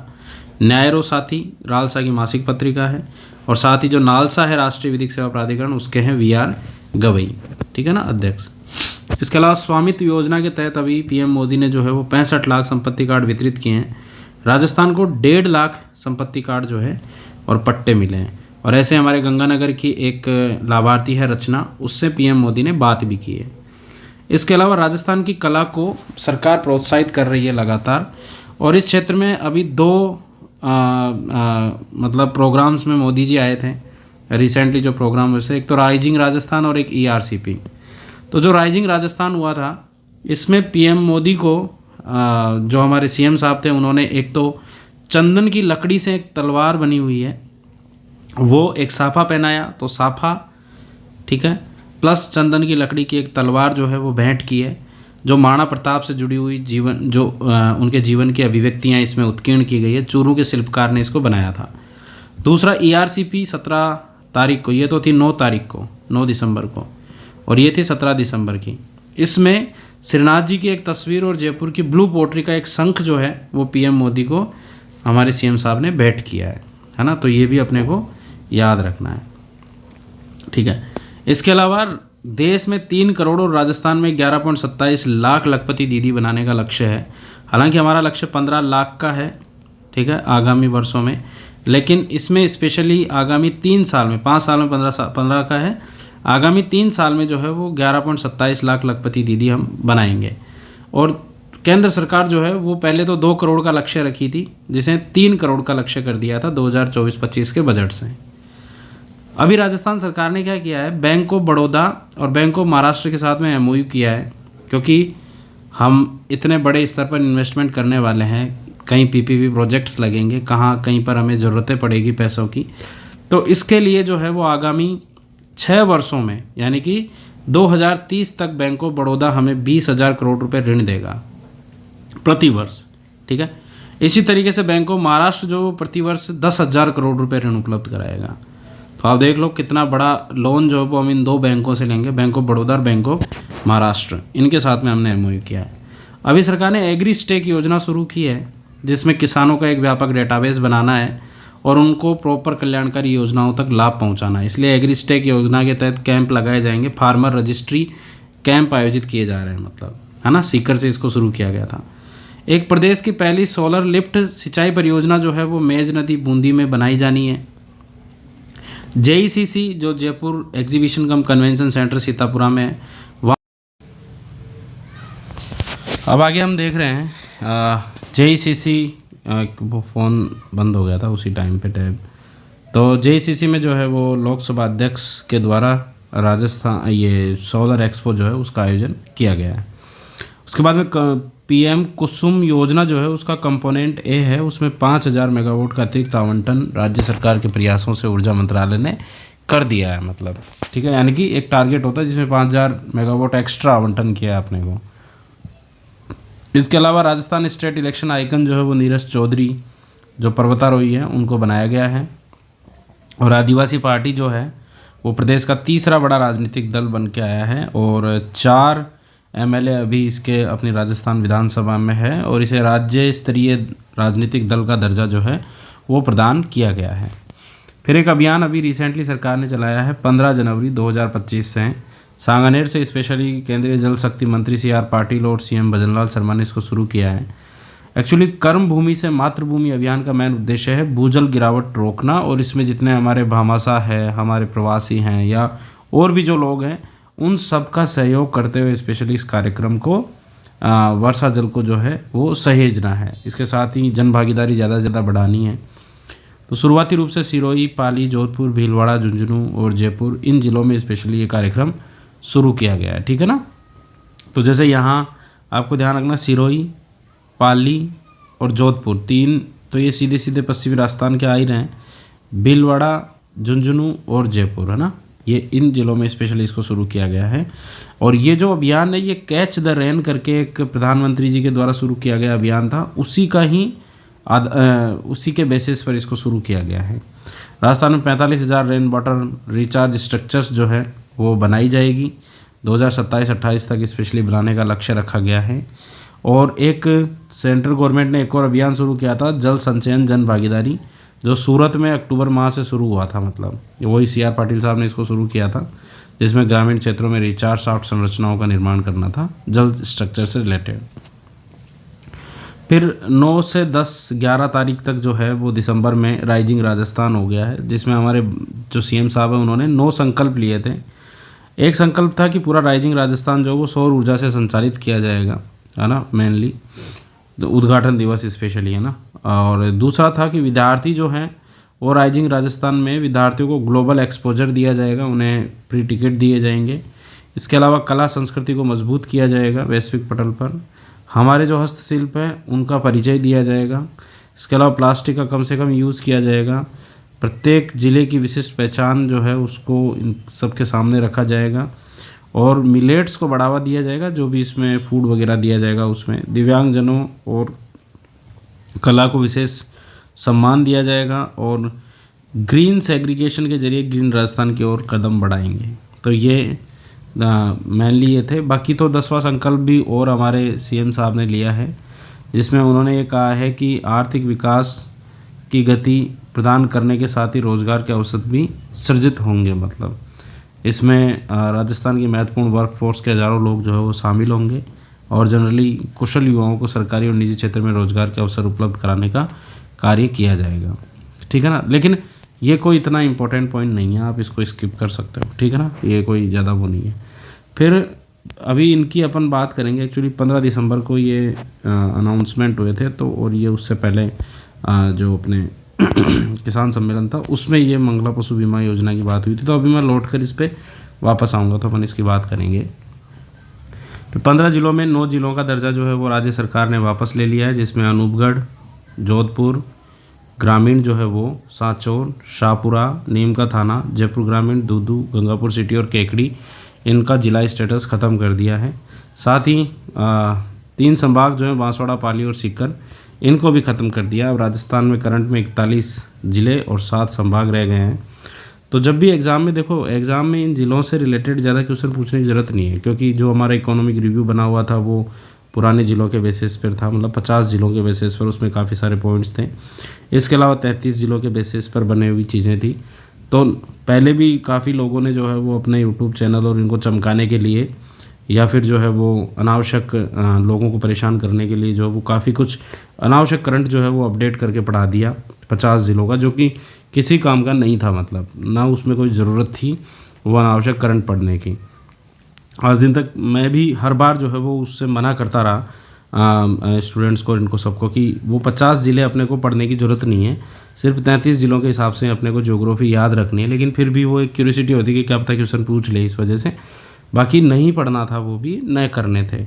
ऐसे ही नए 41 ज़िलों के हिसाब से करना है। बस अपने को इवेंट पे फोकस रखना है कि एक्चुअली जब वो 50 ज़िले बनाए गए थे तो कमेटी कौन सी थी, कब घोषणा की गई थी, कौन से ज़िले बने थे, और मेनली कौन कौन से ज़िले जो है वो स्पेशली बनाए गए थे, इतना अपने को पता होना चाहिए।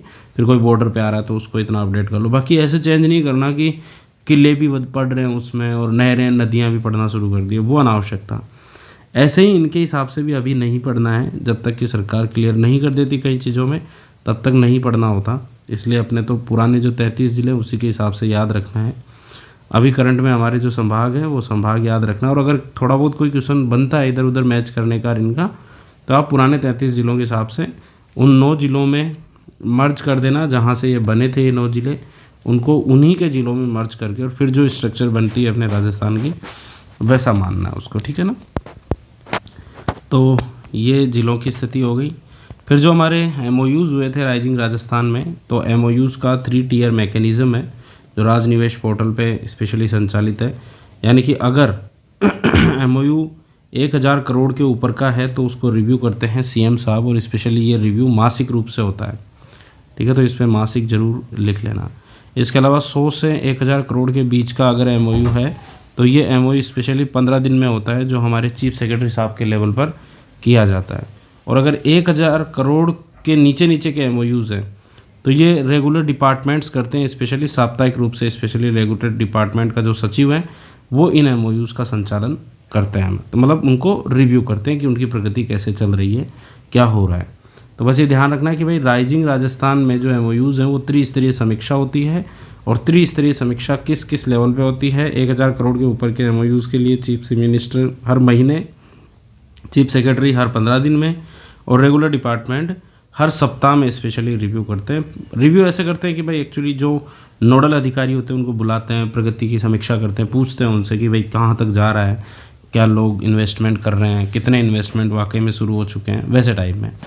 ठीक है, अब ये जो स्लाइड है ये है डेट की, जो हमारी योजनाओं से रिलेटेड डेट है उससे संबंधित है। अगर मैं कुछ इवेंट्स की बात करूं कि मुख्यमंत्री ने पद की शपथ कब ली, तो 15 दिसंबर 2023 को ली थी। पद की शपथ लेते ही पेपर लीक को रोकने के लिए 16 दिसंबर को SIT का गठन किया। 30 दिसंबर को मंत्रिपरिषद की शपथ हो गई थी। फिर चीफ सेक्रेटरी आ गए थे सुधांशु पंत साहब 1 जनवरी 2024 को, और 1 जनवरी 2024 को ही NFSA जो नेशनल फूड सिक्योरिटी एक्ट है है ना।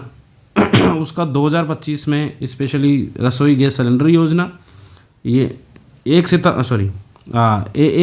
जनवरी 2024 को ये रसोई गैस सिलेंडर योजना, और उसी के लाभार्थियों को जो है वो मतलब जो NFSA के लाभार्थी होंगे उसको 450 रुपये का सिलेंडर जो है वो 1 सितंबर 2024 में ये शुरू कर दिया है ना, 1 सितंबर को। ठीक है, तो ये अपने को याद रखना, वो थोड़ा पहले बात हो गई थी है ना इसकी। फिर विकसित भारत संकल्प यात्रा 16 दिसंबर से लेकर 26 जनवरी तक चलाई गई, और राजस्थान में ये 16 फरवरी 2024 को हुई थी, मतलब रास्ता विकसित राजस्थान संकल्प का जो आगाज़ हुआ था वो। फिर ERCP की अगर अपन बात करें तो MOU हुआ था 28 जनवरी 2024 को, इनोग्रेशन हुआ 17 दिसंबर 2024 को, और अभी नाम बदल दिया इसका, ईस्टर्न राजस्थान कैनाल प्रोजेक्ट की जगह स्पेशली इसका नाम कर दिया गया राजस्थान मध्य प्रदेश जल सेतु लिंक परियोजना, यानी कि राम परियोजना। और इसमें जो अपडेटेड चीज़ें हैं कि जैसे 17 ज़िले अपन ने बात की थी, इसको पूरा डिटेल्ड आप लास्ट क्लास पिछली जो सूजस की क्लासेस थी उसमें ज़रूर देख लेना। 3.25 करोड़ आबादी को पेयजल मिलेगा, 25 लाख किसानों की आय बढ़ेगी, 4 लाख करोड़ सिंचाई भूमि हेक्टर भूमि पर जो है वो सिंचाई जल उपलब्ध हो पाएगा। ये सारी चीज़ें अपडेट है बस, और बाकी इसमें नाम अपडेट है राजस्थान मध्य प्रदेश जल सेतु लिंक परियोजना। ठीक है ना, तो ये भी 22 जनवरी 2025 को ये नाम बदल दिया। फिर सूर्यघर मुफ्त बिजली योजना जो है वो 13 फरवरी को शुरू की गई थी। ताजेवाला हेड से पानी मिले अपने को, इसके लिए MOU हरियाणा, राजस्थान और सेंट्रल गवर्नमेंट में 17 फरवरी को हुआ। शुद्ध आहार और मिलावट पर बार जो है वो 15 फरवरी को शुरू किया गया। देवास 3 और 4 का जो शिलान्यास जो अपन ने पढ़ा था 1 मार्च 2024 को हुआ। नमो ड्रोन दीदी योजना 1 मार्च 2024 में चली, और न्यू इंस्टीट्यूशंस जो अपने राजस्थान में है रीति जो मार्च 2024 में, और Rajasthan economic revival task force जो है वो अक्टूबर 2024 में। नए राज्यपाल जो है वो 31 जुलाई को आ गए अपने। इसमें जून का बीच में छोड़ दिया मैंने, तो आप जून ये कर लेना कि 5 जून जो है वो हमारे पर्यावरण दिवस मनाया गया, और पर्यावरण दिवस के दिन जो है वो एक पेड़ माँ के नाम अभियान जो है वो भी शुरू हुआ था। और इसके साथ ही अगस्त मंथ में 7 अगस्त को जो है वो हरियालो राजस्थान कार्यक्रम भी शुरू हुआ था। ठीक है ना, और उसी दिन हमारे 75वां वन महोत्सव भी मनाया गया। गोपाल क्रेडिट कार्ड योजना अगस्त 2024 में शुरू हुई। लाडो प्रोत्साहन योजना 1 अगस्त 2024 से शुरू हुई, और CM आयुष्मान जीवन रक्षा योजना 21 अगस्त 2024 से शुरू हो गई थी। उसके बाद मातृवंदना में दिव्यांग महिलाओं को 10,000 रुपये की राशि ये 1 सितंबर से। पन्नाधाय बाल गोपाल योजना 5 सितंबर से, क्योंकि एक्चुअली इसमें नाम परिवर्तन हुआ था। माँ बाउचर योजना जो है वो 8 मार्च को तो पायलट प्रोजेक्ट के रूप में चली थी, और फिर उसके बाद 12 भरतपुर और फलौदी में, और 17 सितंबर को पूरे राजस्थान स्तर पे संचालित हुई। धरती आबा जनजातीय ग्राम उत्कर्ष अभियान 2 अक्टूबर को। गुरु गोविंद जनजातीय क्षेत्रीय विकास कार्यक्रम जो है वो 15 नवंबर को। इस दिन स्पेशली जनजातीय गौरव दिवस मनाया जाता है इसलिए। TB मुक्त भारत अभियान 7 दिसंबर को। इसके बाद अगर अपन राइजिंग राजस्थान की बात करें तो 9 से 11 दिसंबर।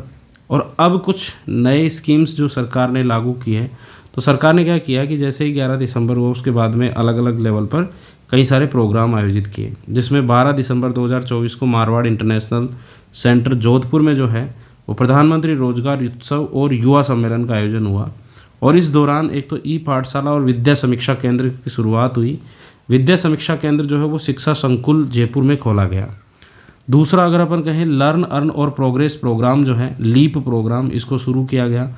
Rajasthan target Olympic podium scheme, देखो 12 तारीख है, युवाओं से रिलेटेड है, तो स्पोर्ट्स लाइफ इंश्योरेंस स्कीम और बिजनेस इनोवेशन प्रोग्राम जो है ये शुरू किए गए। बाकी लगभग 4,000 स्कूलों में 8,000 स्मार्ट क्लासरूम जो है वो शुरू किए गए। तो ये रोजगार और युवा से रिलेटेड है, तो 12 दिसंबर को ये व्यवस्था हुई मतलब। फिर एक 12 दिसंबर को जयपुर में रन फॉर विकसित राजस्थान शुरू हुआ, और ये 12 दिसंबर को हर साल आयोजित किया जाएगा। फिर किसान सम्मेलन हुआ 13 दिसंबर को कायड अजमेर में, है ना। तो देखो 9 से कंटिन्यू प्रोग्राम चल रहे हैं, 9, 10, 11 तो राइजिंग हो गया, 12 को फिर ये हो गया, 13 को किसान सम्मेलन, 14 को महिला सम्मेलन, 15 को सरकार की वर्षगांठ, 17 को ERCP का। तो इस दौरान ज़्यादा अनाउंसमेंट है ना। मंगला पशु बीमा योजना जो है वो शुरू की गई यहाँ 13 दिसंबर को। नए बल्क मिलर कूलर्स शुरू किए गए, और ऊंट संरक्षण और विकास जिसमें 10-10 हज़ार रुपये 2 तोड़ियों के लिए दिए जाते हैं, इसका मतलब 20,000 रुपये दिए जाते हैं, तो ये ध्यान रखना है। 1,000 दूध संकलन केंद्रों की शुरुआत हुई। और जो किसान सम्मान निधि है जो योजना चलती है, जिसमें सेंट्रल गवर्नमेंट 6,000 रुपये 3 किस्तों में देती है, उसी में ही राज्य सरकार 2 किस्तें दे रही हैं और एक्स्ट्रा में 2,000 रुपये की। तो उसमें एक किस्त तो 30 जून को दे दी थी टोंक से, और जो दूसरी किस्त शुरू हुई थी वो यहाँ, दूसरी किस्त का जो वितरण हुआ वो कायड़ अजमेर से वितरण हुआ। तो 17 लाख किसानों को 700 करोड़ रुपए की दूसरी किस्त जो है वो इसमें दी गई मतलब। फिर उसके बाद में महिला सम्मेलन हुआ। महिला सम्मेलन में आंगनबाड़ियों में अमृत आहार योजना की शुरुआत हुई। प्रत्येक विधानसभा में 5-5 आंगनबाड़ी केंद्रों की स्थापना, जो 14 दिसंबर 2024 में उदयपुर में हुआ था ये महिला सम्मेलन। फिर उसमें आंगनबाड़ी को आदर्श आंगनबाड़ी बनाना, प्रत्येक ब्लॉक में एक। राज सखी पोर्टल जो है वो शुरू हुआ। इलेक्ट्रिक कुकिंग सिस्टम वितरित किए गए। राज सखी राष्ट्रीय मेला जयपुर में संचालित हुआ, जो 14 दिसंबर से लेके और 30 दिसंबर तक चला था। फिर लाडो प्रोत्साहन योजना में 1 लाख लाभार्थियों को पहली किस्त जारी की गई। लाडो प्रोत्साहन योजना स्पेशली राज्य सरकार की महत्वपूर्ण स्कीम है, और इस स्कीम में 1 लाख रुपए का जो है वो बालिकाओं को प्रोत्साहन के रूप में दिया जाता है। और मातृ वंदना योजना जो शुरू कर दी गई थी, उसमें 1,500 रुपये की 70,000 महिलाओं को किस्त जारी की गई। फिर फर्स्ट एनिवर्सरी राज्य सरकार की आई, 15 दिसंबर को जयपुर में इसका आयोजन किया गया, जिसमें एक तो विकास प्रदर्शनी लगी जवाहर कला केंद्र में। फिर सुरक्षा और जीवन रक्षा के लिए कुछ चीज़ों का लोकार्पण हुआ। इसमें से 150 कालिका पेट्रोल यूनिट जो अपन ने सुजस था उसमें भी डिस्कस किया था इसके बारे में। अंत्योदय सेवा शिविर जो पिंजरापोल गौशाला में लगाया गया, और इसके अलावा आयुष्मान आरोग्य शिविर जो है वो शुरू कर दिए गए, जो 15 दिसंबर से 31 जनवरी 2025 तक संचालित होंगे। तो ध्यान रखना, अंत्योदय सेवा शिविर तो लगा था पिंजरापोल गौशाला में, और आरोग्य जो शिविर हैं वो 15 दिसंबर से 31 जनवरी तक लागू रहेंगे। इस सेवा शिविर में कुछ योजनाएं शुरू की गई, जिसमें एक तो है विश्वकर्मा पेंशन योजना, जिसमें 3,000 की पेंशन जो है वो प्रोवाइड करवाई जाती है 60 साल के बाद में, जो शिल्पी वगैरह होते हैं उनको। और मुख्यमंत्री स्वनिधि योजना जो स्पेशली 80,000 रुपये का लोन देने से रिलेटेड है। आयुष्मान बाल संबल योजना जो दुर्लभ बीमारियों से रिलेटेड है। और आयुष्मान सद्भावना केंद्र जो है वो इसमें शुरू किए गए। तो अब इन स्कीम्स की बात कर लेते हैं एक बार अपन, जो ऊपर छोड़े थे। अब यहाँ देखना है अपने को, यहाँ पे थी ये रही है ना। तो जैसे स्वनिधि योजना की अगर मैं बात करूँ तो आप देखो इसमें कि इसके तहत राज्य के शहरी ज़रूरतमंद असहाय असंगठित क्षेत्र के श्रमिक जो हैं, उनके साथ साथ भवन निर्माण श्रमिक, हस्तशिल्प श्रमिक, gig worker, transport worker, care worker, सफाई वर्कर, घरेलू कर्मचारी, इन सबको बिना किसी गारंटी या प्रक्रिया शुल्क के, यानी कि बिना किसी कोलेट्रल के, और साथ ही लोन लेने में जो प्रक्रिया शुल्क लगते हैं उसके 80,000 रुपये तक का ऋण उपलब्ध कराया जाएगा। इसमें प्रधानमंत्री स्वनिधि की योजना के तहत स्पेशली जो है वो 2 लाभार्थियों को 50-50 हज़ार का ऋण दे दिया गया, और अपने 80,000 का ऋण देंगे, ठीक है, उसी दिन, है ना। इसके अलावा 2,000 जो दिव्यांगजन है उनको स्पेशली स्कूटी की सौगात दी गई, है ना। और साथ ही दुर्लभ बीमारियों के लिए 50 लाख रुपए तक का निःशुल्क उपचार की व्यवस्था राज्य सरकार आयुष्मान संबलन योजना के तहत कर रही है। 18 वर्ष से कम अगर कोई बालक है और वो दुर्लभ बीमारियों से पीड़ित है तो उसे 50 लाख रुपए तक की सहायता सरकार देती है। इसमें ये योजना जो है वो हमने पहले भी डिस्कस किया था कि ये केवल एक तो जेके लोन जयपुर और एक अपने SMS जयपुर में ही अभी शुरू की गई है। आगे भी और हॉस्पिटल्स में शुरू हो सकती है, लेकिन अभी यहीं पर इसका लाभ दिया जा रहा है। इसके साथ ही 5,000 रुपये प्रतिमाह जो है वो दुर्लभ बीमारी निधि से उस बालक बालिका के लिए सार संभाल के लिए दिया जाता है, ठीक है। तो ये कुछ योजनाएं शुरू की गई। एक मंगला बीमा योजना जो है वो, इसमें 21 लाख पशुओं का बीमा किया गया। 5 लाख गाय भैंस बकरी भेड़ और 1 लाख जो है वो ऊँट का बीमा हुआ है ना। 5-5 लाख तो गाय बकरी भेड़ के लिए और 1 लाख ऊँट के लिए। इसमें यह है कि बीमा पर 40,000 रुपये तो गाय भैंस के लिए मिलते हैं, 4,000 रुपये बकरी भेड़ के लिए मिलते हैं। अधिकतम 2 तो दुधारू पशु हैं होने चाहिए, और 10 बकरी या 10 भेड़ हो सकते हैं अधिकतम, और 1 ऊँट हो सकता है, ठीक है। उनको स्पेशली ये लाभ दिया जाता है, ठीक है। तो ये एक अपन ने डिस्कस किया। फिर इसके बाद में सुपोषित पंचायत अभियान चला 26 दिसंबर को, जिसमें 1,000 जो सुपोषित ग्राम पंचायतें होंगी उन्हें 1-1 लाख रुपए का पुरस्कार देंगे। और जिसमें सबसे ज़्यादा, जिस ज़िले में सबसे ज़्यादा सुपोषित ग्राम पंचायतें होंगी उन 3 जिलों को भी सेलेक्ट करके उनको भी पुरस्कार दिया जाएगा। फिर सुपोषित माँ अभियान, ये 3rd चरण इसका चला। कोटा बूंदी लोकसभा क्षेत्र में स्पेशली ये संचालित किया जाता है। 27 दिसंबर 2024 को इसको शुरू किया। फिर मंत्रिमंडल की बैठक हुई 28 दिसंबर को, और उस बैठक में 10 लाख युवाओं को रोजगार देने का लक्ष्य रखा गया। इसके अलावा चूरू में एक कॉलेज है, उसका नामकरण बदल के शकुंतला देवी राजकीय महाविद्यालय किया गया। सीईटी में 3 साल के लिए एक स्कोर कार्ड की पात्रता, जिलों और संभागों का पुनर्गठन हुआ। और minimum assured career progression MSCP के तहत देय वित्तीय राशि जो है उन्नयन में अनुशासनात्मक कार्यवाहियों में दंड से प्रभाव को समाप्त कर दिया गया। इन चीज़ों को ख़त्म कर दिया।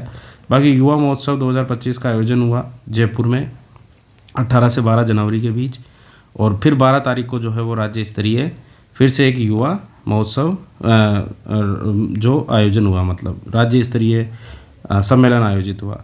इस युवा महोत्सव में पुरस्कार राशि जो है वो फर्स्ट राज्य स्तर पर आने पर 50,000, कई सारे कल्चरल कार्यक्रम हैं उनमें, द्वितीय स्तर पर 25,000, तृतीय स्तर पर आने पर 10,000 रुपये राशि दी गई। इसके अलावा 24 दिसंबर को उपभोक्ता दिवस था, तो एक ये सरकार की तरफ से उपभोक्ताओं की जागरूकता के लिए ये जारी किया गया था। तो इसमें उपभोक्ता के अधिकार के बारे में लिखा हुआ है, तो अपने को ये ध्यान रख लेना है। वैसे तो अपने को ये एक्ट नहीं है, लेकिन उपभोक्ता अधिकार जरूर ध्यान रखना है कि उपभोक्ता संरक्षण अधिनियम 2019 के तहत उपभोक्ताओं को 6 राइट्स मिले हुए हैं। कौन कौन से राइट्स हैं? एक तो सुरक्षा का राइट है, एक सुनवाई का राइट है, यानी कि जो भी प्रोडक्ट हम लेंगे उससे स्पेशली हमारी सुरक्षा होनी चाहिए। तो एक तो ये उनकी गुणवत्ता अच्छी होनी चाहिए, हमें कोई नुकसान नहीं हो। सुनवाई का, अगर हमें कोई दिक्कत है तो उसकी सुनवाई होनी चाहिए, और साथ ही प्रोडक्ट के बारे में हमें पूरी जानकारी हो, ऐसा संसूचित किए जाने का अधिकार है हमें। चयन का अधिकार, हमारे पास में विकल्प होने चाहिए। परितोष पाने का अधिकार है। प्रतितोष, अगर मान लो वो गलत आ जाता है तो उसके बदले में कुछ और चीज़ या उसका मुआवजा, और साथ ही उपभोक्ता जागरूकता का अधिकार हमें है। मतलब तो ये ध्यान रखना, 6 राइट्स हैं 2019 के अधिनियम के तहत स्पेशली हमें प्रदान किए गए हैं। इनको मतलब सबको ध्यान रखना है, सुरक्षा, सुनवाई और संसूचित किए जाने का, यानी कि सूचना का एक तरीके से। इसके अलावा चयन का, प्रतितोष का और उपभोक्ता जागरूकता का, ये 6 राइट्स हमें प्रदान किए गए, इंपॉर्टेंट है। ठीक है, इस तरीके से हमने ये कंप्लीट किया है। तो एक बार आप लोग जो है वो वापस क्विकली रिव्यू कर लेना इसको। और ये हमारा सुजस और सुजस ई बुलेटिन होता है। आपको वीडियो अच्छा लगता है तो आप कमेंट करें और लाइक करें इसे, है ना, और बाकी अपने दोस्तों को भी शेयर करें ताकि उनको भी इसका लाभ मिले।